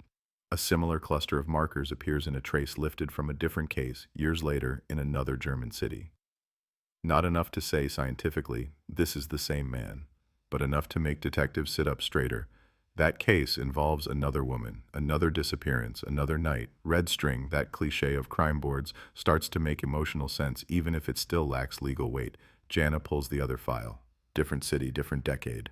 A missing woman in 1993, 32, divorced, looking for flexible work while juggling a child and bills. She answered an ad in a local paper. Private events, discreet, good pay. Worded differently, but the bones are there. She went to meet a contact near an industrial area. Her car was later found abandoned in a side street, door ajar. Her body turned up weeks later by a river. Bruises, ligature marks, sexual assault, DNA on her clothing under her nails. Minor, partial, never matched, case unsolved. The markers in that partial trace light up in a similar pattern to the faint ones on Anja's shoe. Maybe coincidence, maybe contamination in one or both investigations. Maybe the same offender learning, changing methods, escalating. In 1993, no one linked that case to anything in 1988. Different time, different tech, different silence. Now, in a basement office, Jana spreads both files open side by side. 2 women, 5 years apart, different lives, similar lure. Classified style job promises, meeting points near industrial or transport adjacent zones. A man who likely knew how to pick locations where he could push someone into a vehicle fast and vanish. She thinks of the typed letter. You are still looking in the wrong places. Maybe the places are not rail yards and walls. Maybe they are columns in newspapers, boards in job centers, quiet conversations in phone booths. Maybe the right place to look has always been the supply line. Someone who needs a certain type of woman in certain situations over years, to feed something that has nothing to do with money. She starts building a list. Every ad ever flagged as suspicious in connection with a missing woman or violent assault. Every wording that matches night work, discreet, women preferred, good pay. Every district, every meeting point, every vehicle sighting. She drags an analyst into it. They input data, locations, times, descriptions. They let software do the kind of pattern hunting that human brains can miss when they're too close. Small clusters appear on the map. Certain districts light up around certain years. Certain meeting locations repeat in different cases. Certain types of victims emerge. Women with limited support networks, money problems, regular routines, little contact with volatile criminals. Easy to lure, less obvious to miss, at least for a while. One recurring element surfaces that no one had put together before. In 3 different cases, witness statements mention a man who wore gloves even when it wasn't that cold, all described by different people in different years in different cities. Gloves, they said, as if it was nothing, just a detail. But now, as the data accumulates, that detail turns sharp. Gloves in Anja's U-Bahn witness description. Gloves on the man at the church witnesses meeting. Gloves on a driver seen near the 1993 victim's abandoned car. Gloves in a Stasi transcript for a man called the driver. Gloves not just as an old-fashioned habit, but as a signature of intent. A man who plans not to leave fingerprints. It's still circumstantial. It's still thin. But the outline grows. They pull vehicle records, rental agencies, parking tickets, old surveillance lists from operations that had nothing to do with these women. They ask, who was repeatedly in the orbit of these places at these times? Who had the freedom to drive between cities, between east and west, between rail yards and rivers?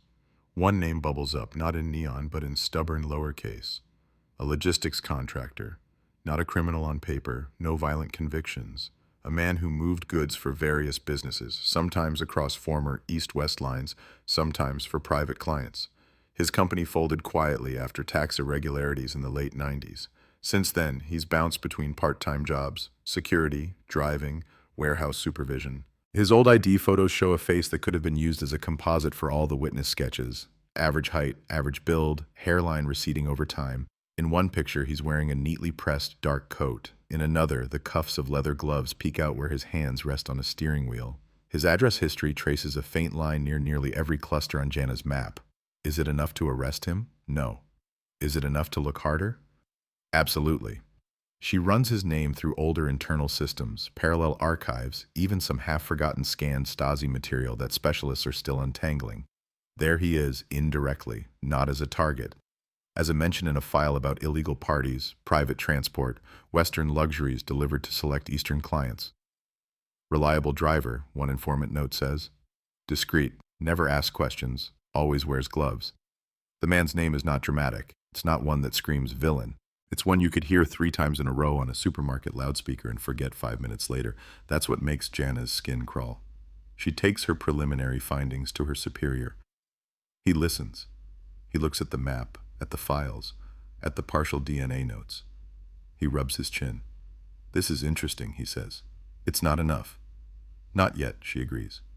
But if he did this, he's lived free for over 20 years. How many did we miss? How many are still just runaways on someone's list? How many mothers never got a phone call? The chief hesitates.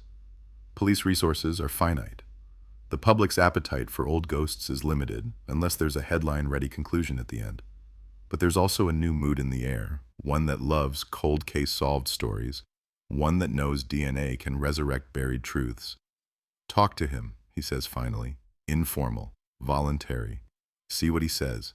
Don't show your full hand, and keep your expectations low. But Jana walks out of the office with something hot in her chest. Not optimism, not exactly, more like focus. She looks again at Anja's photo, at the date, at the word missing stamped in faded ink. For the first time since 1988, the case is not just breathing, the case is moving. And somewhere in a quiet apartment on the outskirts of Berlin, a man in his late 50s buttons his coat, reaches for his gloves out of habit, and steps out into a city that has forgotten what he once was. He thinks time has done its job. He doesn't know that time is about to turn around. The first time Detective Jana Vogt sees him in person, he looks exactly like nothing. He sits in a plastic chair in interview room 3, hands folded neatly on the table, posture straight but not stiff. The kind of man who could be a clerk, A driver, a neighbor who complains once a year about the noise and then says hello politely the next day. Late 50s. Thin hair combed carefully over, gray at the temples. Glasses with a modest frame, clean-shaven. Dark coat folded over the back of the chair. On the floor beside him, a worn leather bag that has seen too many roads. And on the table, next to his fingers, a pair of black leather gloves. He took them off as soon as he sat down, laying them side by side like a habit, a small, unconscious ritual. To anyone else, it would be nothing. To Jana, it might as well be a siren. "Thank you for coming in voluntarily, Herr Weber," she says, taking the chair opposite. She knows his real name now. It fits him. Modest, forgettable, common. The kind of name that gets repeated on playgrounds, in offices, on delivery logs, washing itself into the background of a city. He nods, polite, the corners of his mouth tugging upward in the faintest of smiles. "You said it was about old contracts," he answers, his voice smooth, even. "Deliveries. I confess, my memory is not what it used to be, but I'm happy to help." He says happy, like someone reading it off a script. She keeps her face neutral. They are not here to accuse. Not yet. They're here to poke at 20-year-old shadows and see which ones move. "I'm interested in your work back in the late 80s and early 90s, she says. "Logistics, transporting goods, private clients.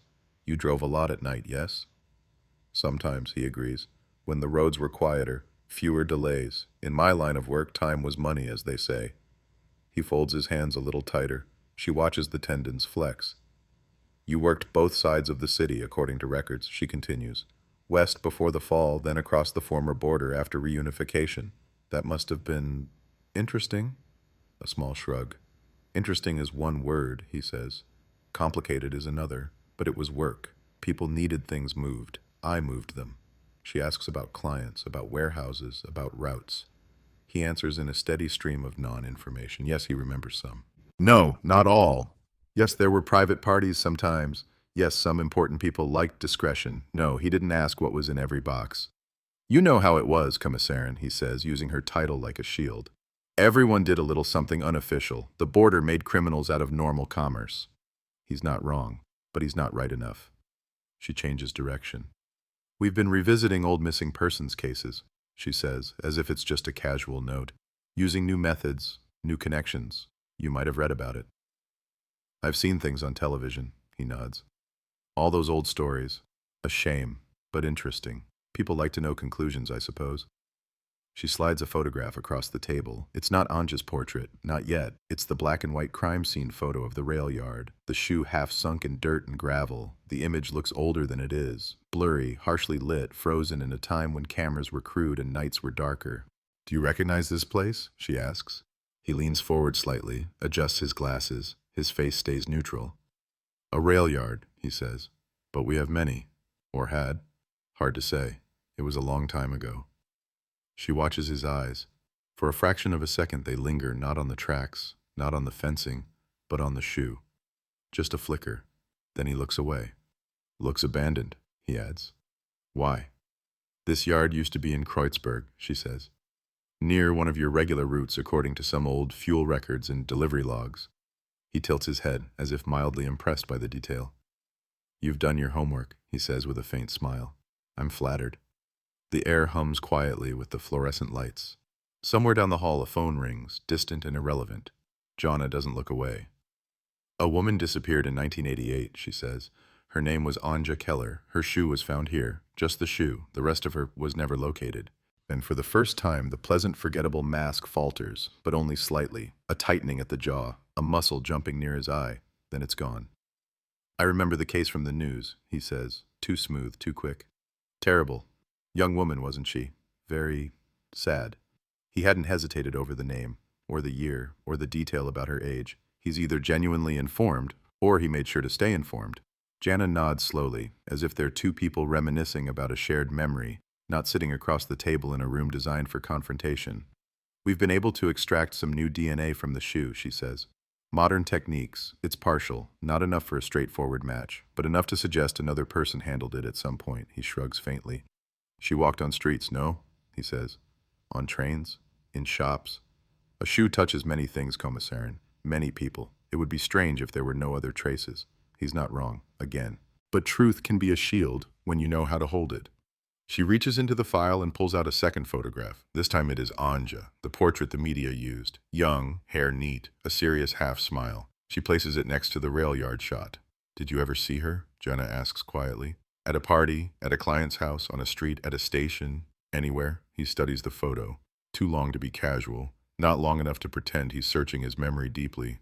She looks familiar, he says at last, and it's the most dangerous thing he could have said. But many faces from that time blend together. The hair, the clothes. You know how it is. The 80s, eh? A small, almost rehearsed chuckle. I couldn't say. You move people sometimes too, she says. Not just goods. Late-night transport, private arrangements. You were a reliable driver, according to some old notes. He spreads his hands slightly as if to say, so what? Occasionally, yes, he admits. Someone needed a ride home. Someone needed to go where taxis didn't want to go. I had a van. Or a car. I made some extra money. It was informal. Was that a crime? The answer depends entirely on who got into that car. Some of those routes were near industrial areas, she continues. Rail yards, depots, places like this. She taps the first photo lightly. His eyes follow the movement of her finger, then jerk back up, controlled. I drove where the work took me, he says. Sometimes that was pretty. Sometimes it was ugly. I didn't choose the locations. But you chose your passengers, she says. A beat of silence. I chose to accept or refuse, he corrects calmly. That's different. She doesn't argue. Not yet. Instead, she reaches for something that isn't in the file in front of her, but in her memory. The recorded call from the old sting operation, digitized from an ancient tape. A male voice asking about young ones. Calm, polite, no dialect. Do you remember ever answering a classified ad line, she asks, testing if a job was real, asking who else had called, screening maybe. He frowns as if pondering something faintly insulting. I answered many phone numbers in my life, he says. Sometimes wrong ones, sometimes for work. People placed ads for drivers too. That's how I got some of my contracts. Are you asking if I catfished job offers, as your generation says? The word sits awkwardly in his mouth, as if he'd practiced it in front of a mirror and never quite believed it fit. She keeps her tone neutral. I'm asking if you ever used anonymous ads to meet women, she says. Night work, discreet, good pay, women preferred. The phrase lands like a stone between them. There it is. The lure, the hook, the repeating slogan that has crawled through his case, through others, through the years. His reaction is subtle, but it's there. The smallest hitch in his breathing, the slightest blink. That sounds like many ads, he says slowly. Bars hire like that, cleaning jobs, escort services. Perhaps you should ask them. We did, she says. Some of them were legitimate, some weren't. We're interested in the ones that lead to women who never came home. He presses his lips together, a slow, precise gesture. I am not a pimp, he says sharply, if that's what you're suggesting. I didn't use that word, she replies. I'm talking about transport, about logistics, about someone who might have been in the perfect position to bring the wrong woman to the wrong door. He leans back, offended now, performing the role of the unjustly accused. I came here to help, he says, to talk about old fuel bills and delivery routes. If this is an interrogation, it's a conversation, she cuts in smoothly. You're free to leave at any time, Herr Weber. This is voluntary, as we said. I just want to understand your proximity to several cases. She slides another file forward. Not opened yet, just a hint of more paper. Cases, he repeats. Plural, she confirms. Women who answered similar ads in different cities over several years. One ended up in a river, another was never found. In 3 separate investigations, witnesses mention a driver, a man with gloves, polite, forgettable, present at the beginning of their last known journey. She says gloves, and watches his eyes flick just once to the pair on the table. His fingers twitch. It is winter, half the time in this country, he says, controlling his tone. Many men wear gloves. Do they also wear them indoors? She asks softly. He glances down at his bare hands. Slowly, he covers them with his forearms, as if cold. You think you have something, he says. You think these patterns mean something. But patterns can lie. I delivered people safely home more times than I can count. Ask them. Of course you can't. No one remembers a driver who did nothing wrong. That's the problem, she says. They remember the ones who did. The air in the room tightens. Outside the mirror, a camera blinks its red light. This is still officially a voluntary chat, but the dynamic has shifted. He feels it, she feels it. The invisible line has moved. She softens her voice, not out of sympathy, but strategy. Look, she says, it was a different time. People were desperate, borders were strange, rules were flexible. Maybe you got involved with the wrong client. Maybe you were paid to drive women somewhere and didn't ask enough questions. Maybe you saw or heard something that scared you. Maybe you stayed quiet for too long. His jaw clenches again. That was 30 years ago, he says forcefully. Whatever happened, if something happened, is buried under half the city by now. Not for their families, she says. Not for us. And not for science. DNA doesn't care how old you are. There. She plants the seed where it needs to sit. He stiffens, a faint instinctive reaction. We took a sample, she continues, matter of fact, from the shoe lining, from the upper edge. We have partial markers. We're comparing them against databases, against other cases, against new suspects. She doesn't say his name. She doesn't have to. He swallows. If you're so certain, he says slowly, why are you talking to me? Why not just arrest me? Because partial DNA and patterns are smoke, not handcuffs. Because she needs either a full match, a confession, or a witness. And right now, she has none. Because I'd rather hear your version before I hear the lab's, she says calmly. Because sometimes when people see that the truth is going to surface anyway, they choose how it does. You've lived a long time with whatever you've done or haven't done. I'm offering you a chance to put words to it before science does it for you. He laughs then, just once, a dry, humorless sound. You think this frightens me, he says.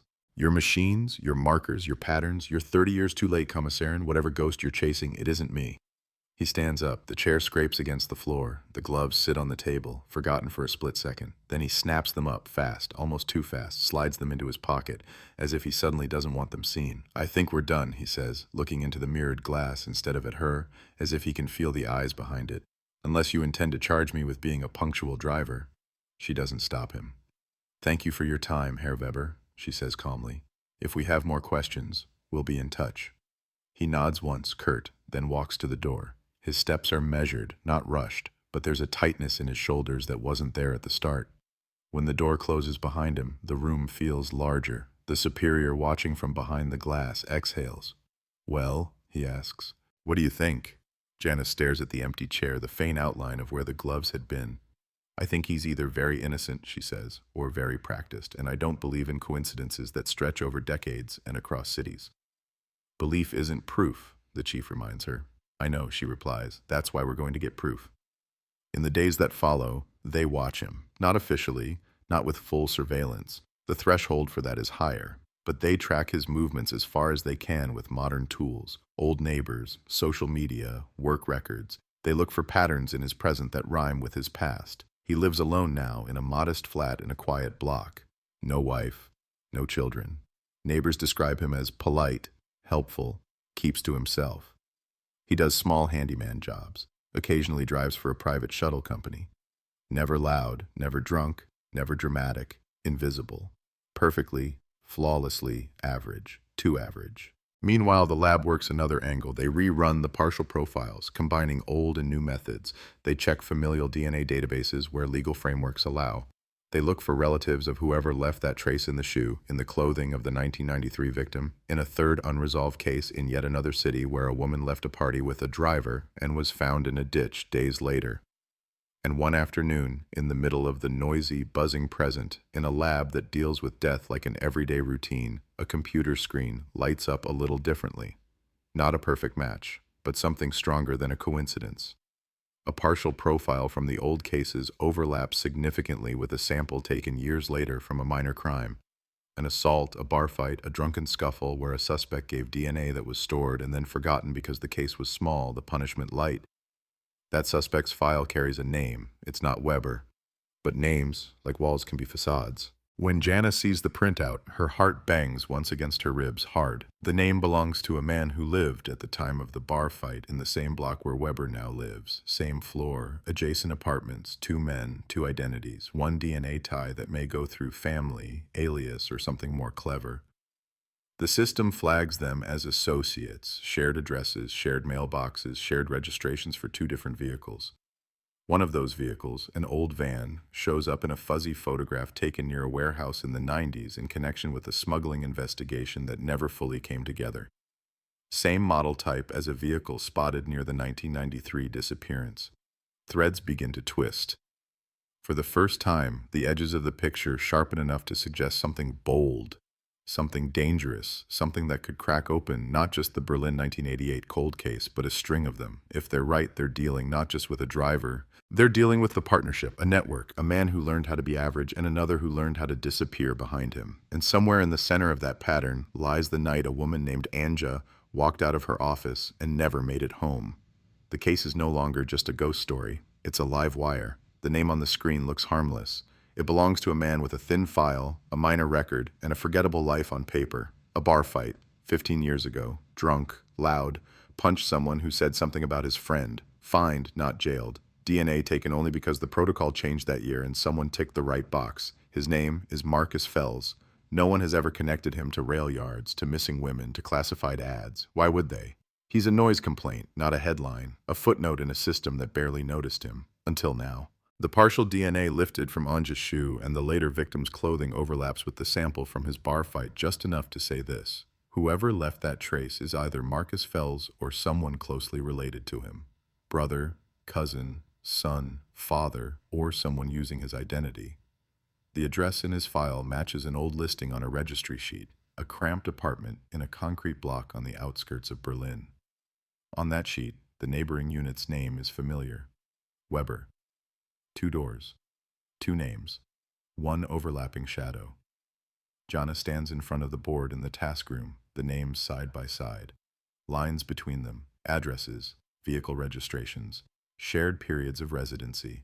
The map behind them is a patchwork of pins.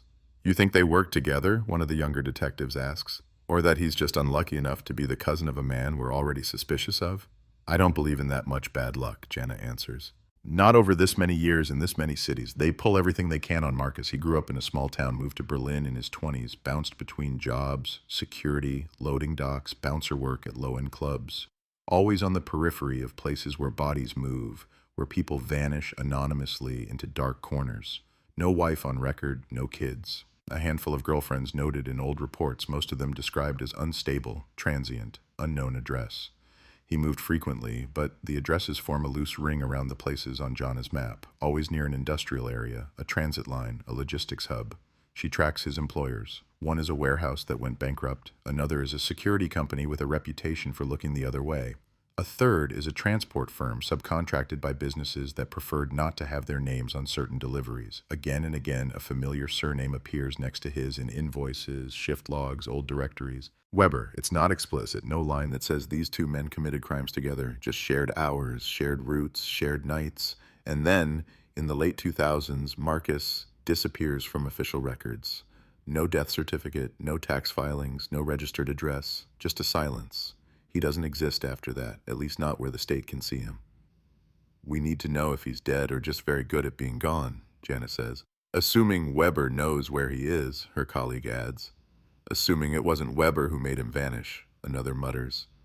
They start at the old address. The building is tired, standing on a street that feels like it was built without optimism. Gray facades, balcony railings rusting at the corners. Old satellite dishes like metal flowers clinging to walls. Kids' bikes locked to posts, curtains half drawn. A woman in her 60s answers the buzzer for Marcus's old unit. She squints through the chain.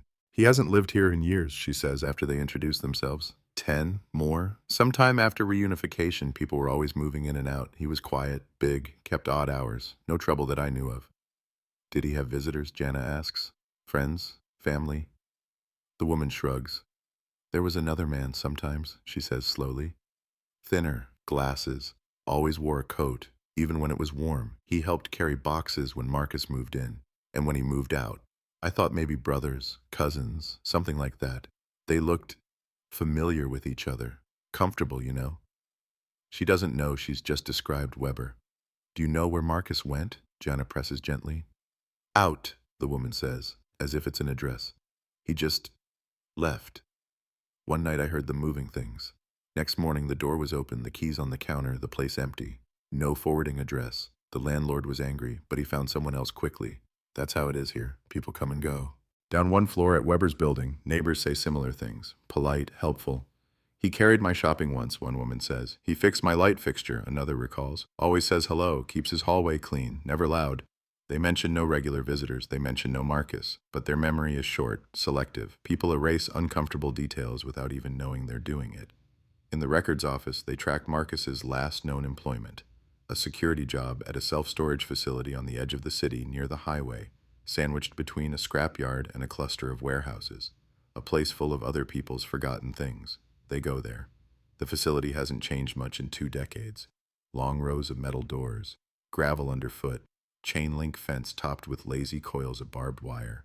Cameras stare from poles, a small office with peeling posters about peace of mind storage. The current manager is balding, bored, and suspicious until he sees the badges. Then he becomes helpful in the precise, guarded way of someone who has seen bad things happen in lonely places and prefers they stay in the past. Fells, he says when they show him the name. Long time ago, night security, before my time. But I've seen the name in old ledgers. We had some issues back then. Stuff went missing, certain clients complained, the owner cleaned house, a few guys were let go. Any connection to a driver? Jana asks. A subcontractor named Weber.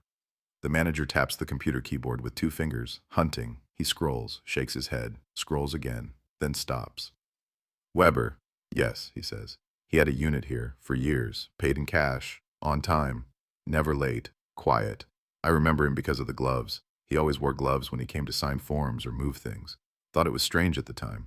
Germaphobe, I figured. Does he still have a unit? She asks. The manager clicks again. His eyebrows jump. Looks like he closed it about 8 years ago, he says. Emptied it out, signed the termination. After that, space got reassigned. Do you keep old rental records? Jana asks. He snorts softly. In this business, we keep everything, he says. People love to come back and argue about contracts they signed 10 years ago. They get copies, unit number, rental dates, payment slips, signatures. Each page is stamped. Neat. No drama. The unit was rented shortly after Marcus started working there. It was closed a couple of years after Marcus disappears from official records. What was in there? She asks. The manager shrugs. Officially, we never know, he says. Privacy, liability, all that. Unofficially, the guys talk. Old furniture, boxes, maybe tools. No one flagged it as strange. When he closed it, he brought a van, moved everything. Nothing left behind, no auction. A van, of course. There is a sick symmetry to it. Men who move things renting a place designed for storage, for delay, for hidden transitions. A unit where nothing illegal is ever supposed to be, and where no one ever looks inside unless someone stops paying. What about security footage from back then? She asks, already knowing the answer. He laughs once. The cameras we had then barely worked, he says. We changed systems, replaced tapes with digital, changed again. 8 years ago, those files are gone, overwritten. The only thing that lasts that long is paper. Paper shows signatures, not faces. They leave with copies and a growing suspicion that the storage unit once held more than furniture. Back at the station, Janice spreads the paperwork out. Dates, times, payments, cross-referenced with the missing person's timeline. She traces a finger along the columns. In several months where a woman disappears in a different city, Weber's payment pattern shifts, either just before or just after. Small fluctuations, nothing a banker would notice. But to her they look like preparations, people cleaning, relocating, adjusting space. It's still not enough.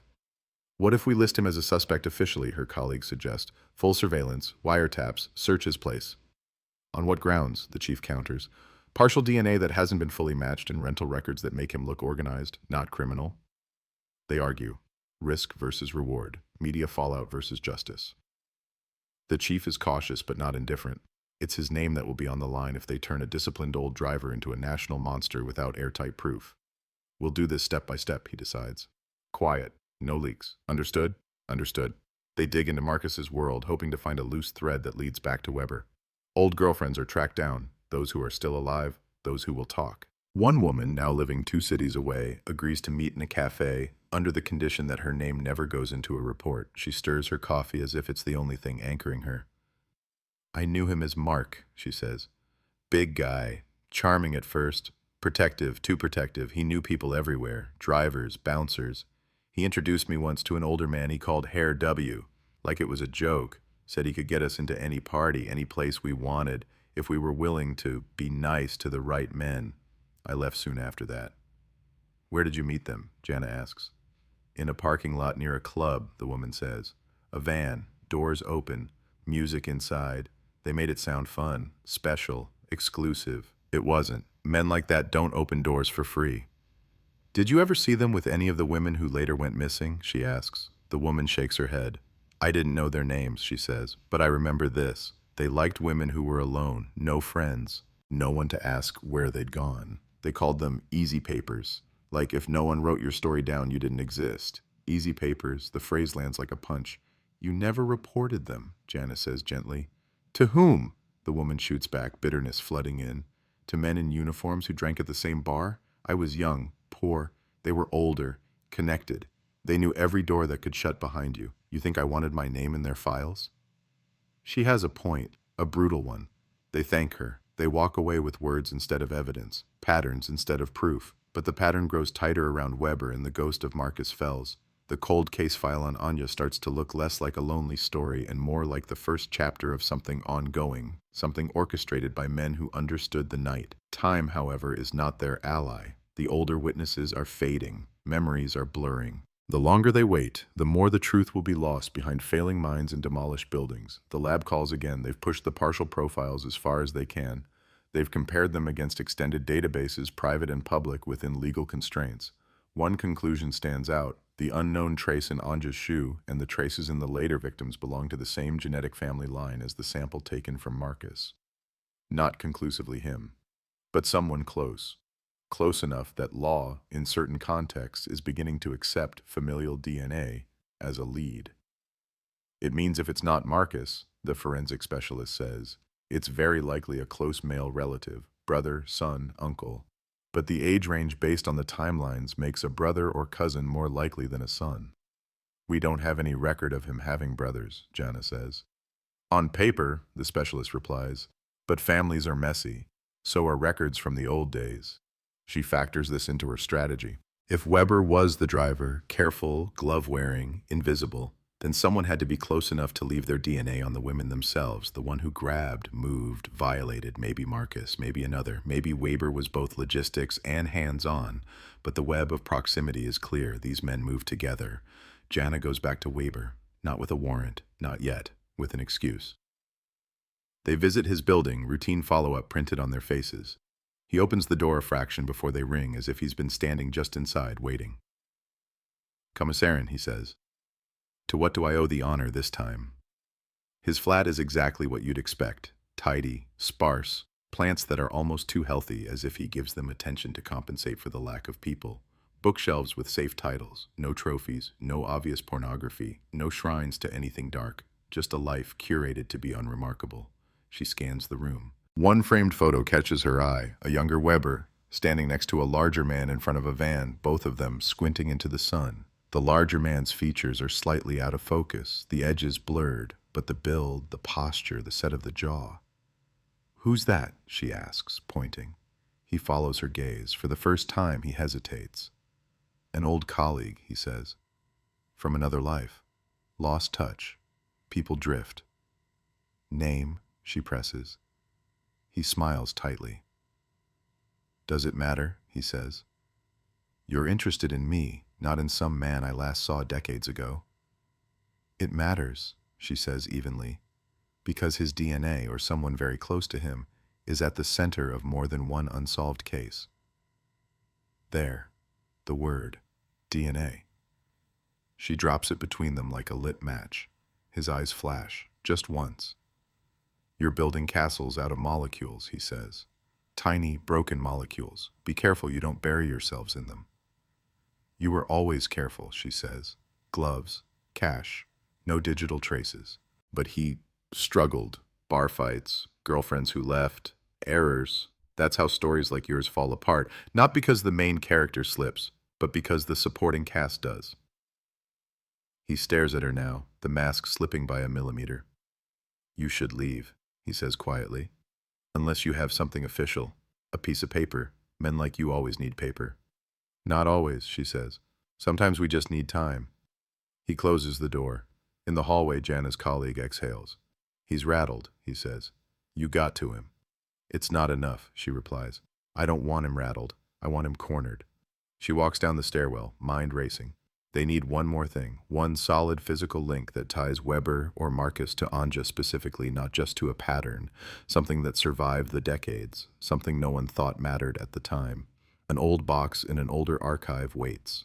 Amid the big moves and new methods, someone forgot an entire drawer of miscellaneous in a suburban evidence depot, items not clearly tied to any specific case, swept up from joint operations in the old days. When the cold case team finally inventories it, they find photographs, cassette tapes, unlabeled bags of minor artifacts. Buried near the bottom, under dust and neglect, is a tape from the original 1988 anonymous call, not the later sting. The first one, the one that sent patrols to the rail yard. The audio they've been using so far is a poor copy of a copy. This is the original reel, stored badly but intact enough to be salvaged. They digitize it, they clean the noise, they isolate frequencies, they strip away static. Slowly, the voice that sounded like any man in Berlin in 1988 sharpens into something more distinct. Breathing patterns, mic distance, the faintest of background noises. The caller gives the rail yard location. Calm, precise, too precise. Then the line clicks. Jana listens to it again and again. Then she plays a recording of Weber from the voluntary interview. Then the call. Then the interview. She lets them wash over each other until her sense of them blurs, clears, blurs again. She sends both to a forensic phonetics specialist. Days later, the report lands on her desk. The conclusion is cautious, hedged, scientific. The expert cannot say with absolute certainty that the anonymous caller and Weber are the same man. But the speech patterns, intonation, and certain consonant formations are highly consistent with one another. More consistent than with a random sample of the population, significant enough to treat as a serious lead. The man who reported the disturbance at the rail yard may well have been the man who created it. He reported his own crime scene, not out of guilt, out of control. He wanted to decide how she was found, where the story began, how the investigation would frame the scene. It worked, for decades. Now the tape is talking back. The realization doesn't explode, it sinks. He called it in. He stood in some booth on some corner, receiver pressed to his ear, and reported the shoe he left in the dirt like he was telling the weather. Not to save her, not to help her, to shape the story, to start the clock on his own terms. Control. The word threads itself through everything. Control of the route, control of the lure, control of the scene, control of the investigation. For 30 years, he has counted on that control holding. Now, the tape wobbles it. The phonetics report goes into the file, but the file is no longer just paper. It's a case summary fed into prosecutors' veins alongside DNA charts, rental records, witness statements, lineups of classified ads. It's not airtight yet, but it's no longer air. The cold case unit gathers around the board. Names, maps, photos, the rail yard, the river, the storage facility, Anja's face, the later victims. Weber, Marcus. We have him at the rail yard, Janice says. We have him on the phone. We have him in the orbit of 3 separate cases with shared patterns. We have partial DNA linking his closest associate to traces left on the victims. We have witnesses, years apart, describing the same type of man. He's not a ghost now. He's a person. The chief nods slowly. It's still a circumstantial chain, he says, but it's a chain. We can use this to push for more. Search warrant, seizure of digital devices, financial records, old storage contracts. We do it clean, no leaks. If he smells press, he'll fortress up, and every defense lawyer in the city will line up for him. Let them, one detective mutters. I want to see them argue against a ghost. They draft the warrant. It's not built on one miracle clue. It's built on accumulation, DNA overlaps, voice pattern analysis, shared addresses with a man whose genetic fingerprint is at multiple crime scenes, historical proximity to the rail yard, the storage unit, the witness accounts, the bar fight, the van. A judge reviews it. The judge is cautious but not blind. Approved. They move at dawn. The hallway outside Weber's flat smells of cooking from a neighbor's breakfast, stale smoke from a late-night cigarette, and the faint, sharp edge of anticipation. Uniformed officers take the stairwell quietly, radios turned down. A photographer waits on standby. Evidence technicians stand by with labeled bags, new gloves. Jana knocks, firm. Police, Herr Weber, open the door. There's a pause. Seconds, stretched thin. Footsteps shuffle inside. A bolt slides. The door opens halfway. His face appears in the gap, eyes already lit with something colder than surprise. This again, he says. You're very persistent. "We have a warrant," she says, "for a search of your residence and any storage units, vehicles, and digital devices registered to you. Step back, please." And for a split second, he doesn't move. She sees the calculation in his eyes. Door or window, fight or compliance, now or later. Then something like acceptance passes over his features. Maybe he believed this moment would never come. Maybe he always knew it would. He steps back. They enter. The flat looks as it did before. Too neat, too curated. The plants, the bookshelves, the carefully arranged kitchen. But now, every object glows with potential weight. Every drawer is a possible secret. Every box, a potential coffin. Evidence techs move methodically, photographing, cataloging, bagging. They take his computer, his phone, his external drives, old photo albums, address books, documents, the framed picture of him and the larger man by the van. "What's his name?" Jana asks again, holding the frame. He watches her fingers on the glass like it's his own skin. "Marcus," he says. "You seem to know that already." "Fells," she adds. "Your neighbor, your colleague. Your what? Business partner? Friend?" He smiles faintly. "People love definitions," he says. "They make them feel safe." "Where is he?" she asks. "Out," he says, echoing the neighbor, and her patience snaps just enough to show. "Is he alive?" she presses. "Did he run, or did you bury him with the others?" For the first time, anger cracks through his composure. "Others?" he snaps. "You don't know anything about others. You sit here with your maps and your machines and pretend you understand the night. Then explain it," she fires back. "Explain why your name touches every edge of this story without ever standing in the middle. Explain why women who crossed your path ended up in rivers and fields and ditches. Explain why a young woman's shoe from 1988 carries the genetic shadow of your neighbor." Silence stretches. Somewhere in the back room, a drawer slides, a camera clicks, his jaw flexes. He looks around his own living room as if seeing it through her eyes for the first time. "What are you hoping to find?" he asks, voice flattening again. "A box of trophies? A confession written in blood? Life is not a film, Commissarin. Trophies break cases all the time," she says. "And we don't need blood, we need one mistake." He looks away. They search the bedroom, closets, under the bed, behind the wardrobe, shoes lined up meticulously, shirts arranged by color, a small safe in the wardrobe floor, old but sturdy. The warrant covers it. "We need you to open this," Jana says. Weber hesitates. "It's just personal documents," he says. "Insurance, savings, things that will bore you." She says nothing. He sighs, kneels, spins the dial. The combination is quick. Muscle memory. The safe opens with a dull click. Inside there are indeed documents, bank statements, old contracts, a passport, a few bundles of cash, modest but not suspicious. He looks vindicated for a heartbeat. Then one of the texts reaches deeper, fingers brushing against something taped under the top panel. A slim envelope, plastic protected, stuck to metal. Carefully hidden, not clumsily shoved. They peel it free, gloved hands precise. Weber's face tightens. "Old letters," he says quickly. "Nothing relevant." The tech hands the envelope to Jana. Inside there are photographs. Small, old, printed on glossy paper that has begun to yellow at the edges. Not professional shots, not posed portraits. Candid, snapped with a cheap camera in bad light. She fans them out. Women, different ages, different years, standing near cars, sitting in van doorways, leaning against railings. Some look drunk, some look tired, some look wary. In almost every photo, a man stands near them. Sometimes his face is half-cropped. Sometimes he's only an arm. Sometimes a silhouette in the background. But in a few, it's clearer. Marcus, big, solid, smirking, a hand on a shoulder. A hand on a waist, a hand hovering just close enough to signal possession. In one photo, at the edge of the frame, partially turned away, is Anja. The quality is bad, the angle isn't ideal, but it's her. The coat, the hair, the set of her mouth. She stands near a van, arms folded, looking like she wishes she was somewhere else. Behind her, in the blur of motion, a familiar outline. Glasses catching light. Gloves dark against the pale door. Jana feels the air leave her lungs. "How did you get these?" she asks, her voice a notch lower than before. Weber's mouth opens and closes once. "They're old," he says. "Only memories. Nothing criminal." "Memories of what?" she demands. "Of picking up women and driving them to places they never left?"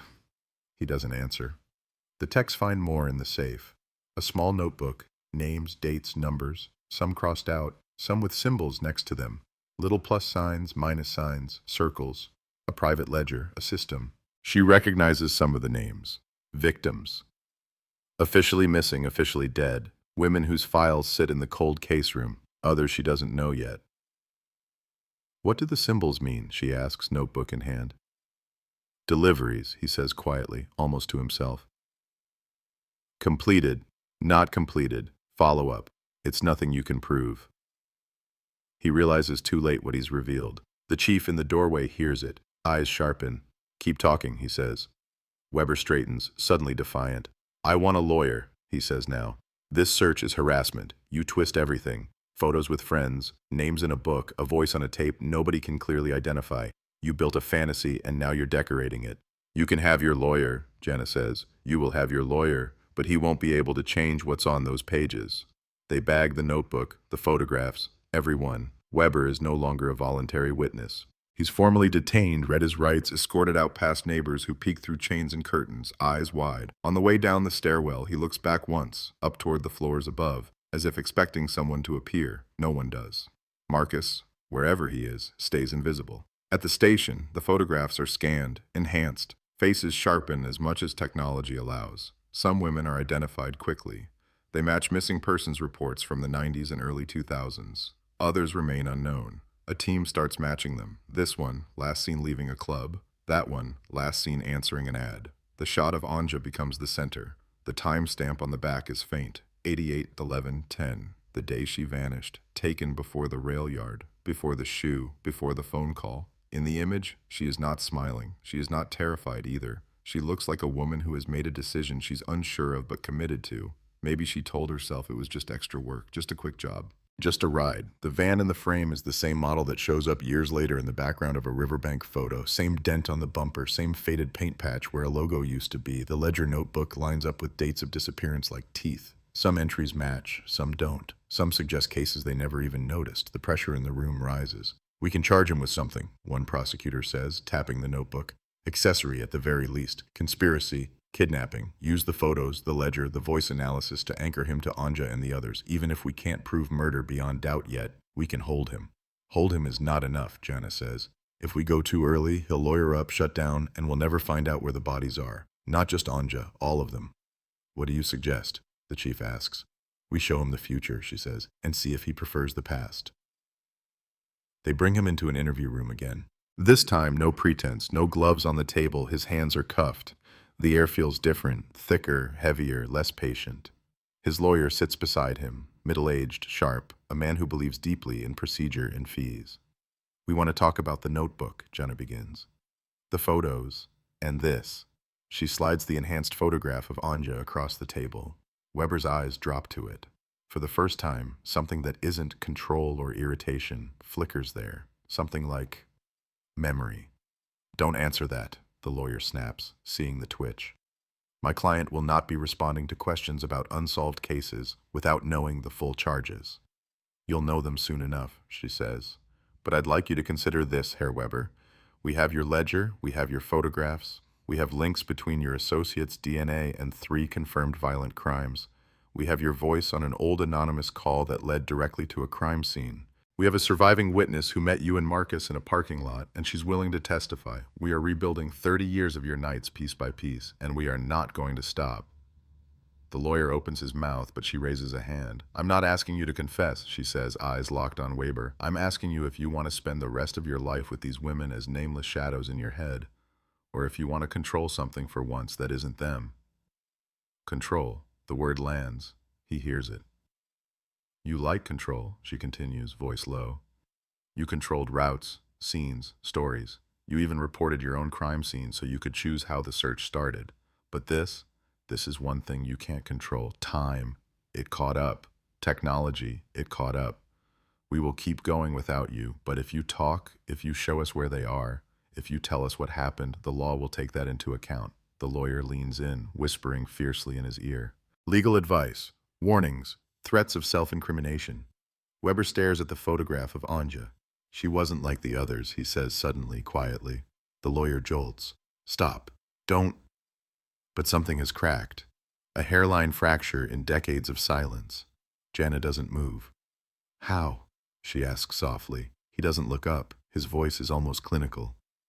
She was careful, he says. Suspicious, she asked questions about the job, about the place, the others. The others wanted to believe. She wanted to doubt. Marcus liked the ones who believed. He called them easy. She wasn't easy. The lawyer's on his feet now, shouting for a break, for termination of questioning, for respect of rights. The chief signals for calm, for process. Procedure will have to acknowledge what just happened, because in that one sentence, Weber has done something irreversible. He has put himself in the same room as Anya. He has acknowledged other women. He has said the others. And he has confirmed what the city never wanted to see. This was not one night. This was not one shoe. This was not one woman who vanished between a tram stop and her kitchen light. This was a pattern, and if there's a pattern, there's a path. To the rail yard, to the van, to wherever they went after that. The lawyer demands the interview stop. For now, it does. Rules are rules. The tape clicks off, but the silence that follows is no longer the cold, blank silence of a file gathering dust. It's the charged, humming quiet of a storm forming. Outside, in the corridor, officers move faster. Phone calls go out. Old families are contacted. Prosecutors draft new paperwork, sharper this time, heavier. The search expands. This building, the storage facility records, any property Marcus ever touched, any patch of ground Weber could have used to bury a secret. Somewhere under Berlin, under fields, under concrete, under water, answers wait. For 30 years, a city lived above them, unaware. Now, for the first time, the ground itself feels like it's about to speak.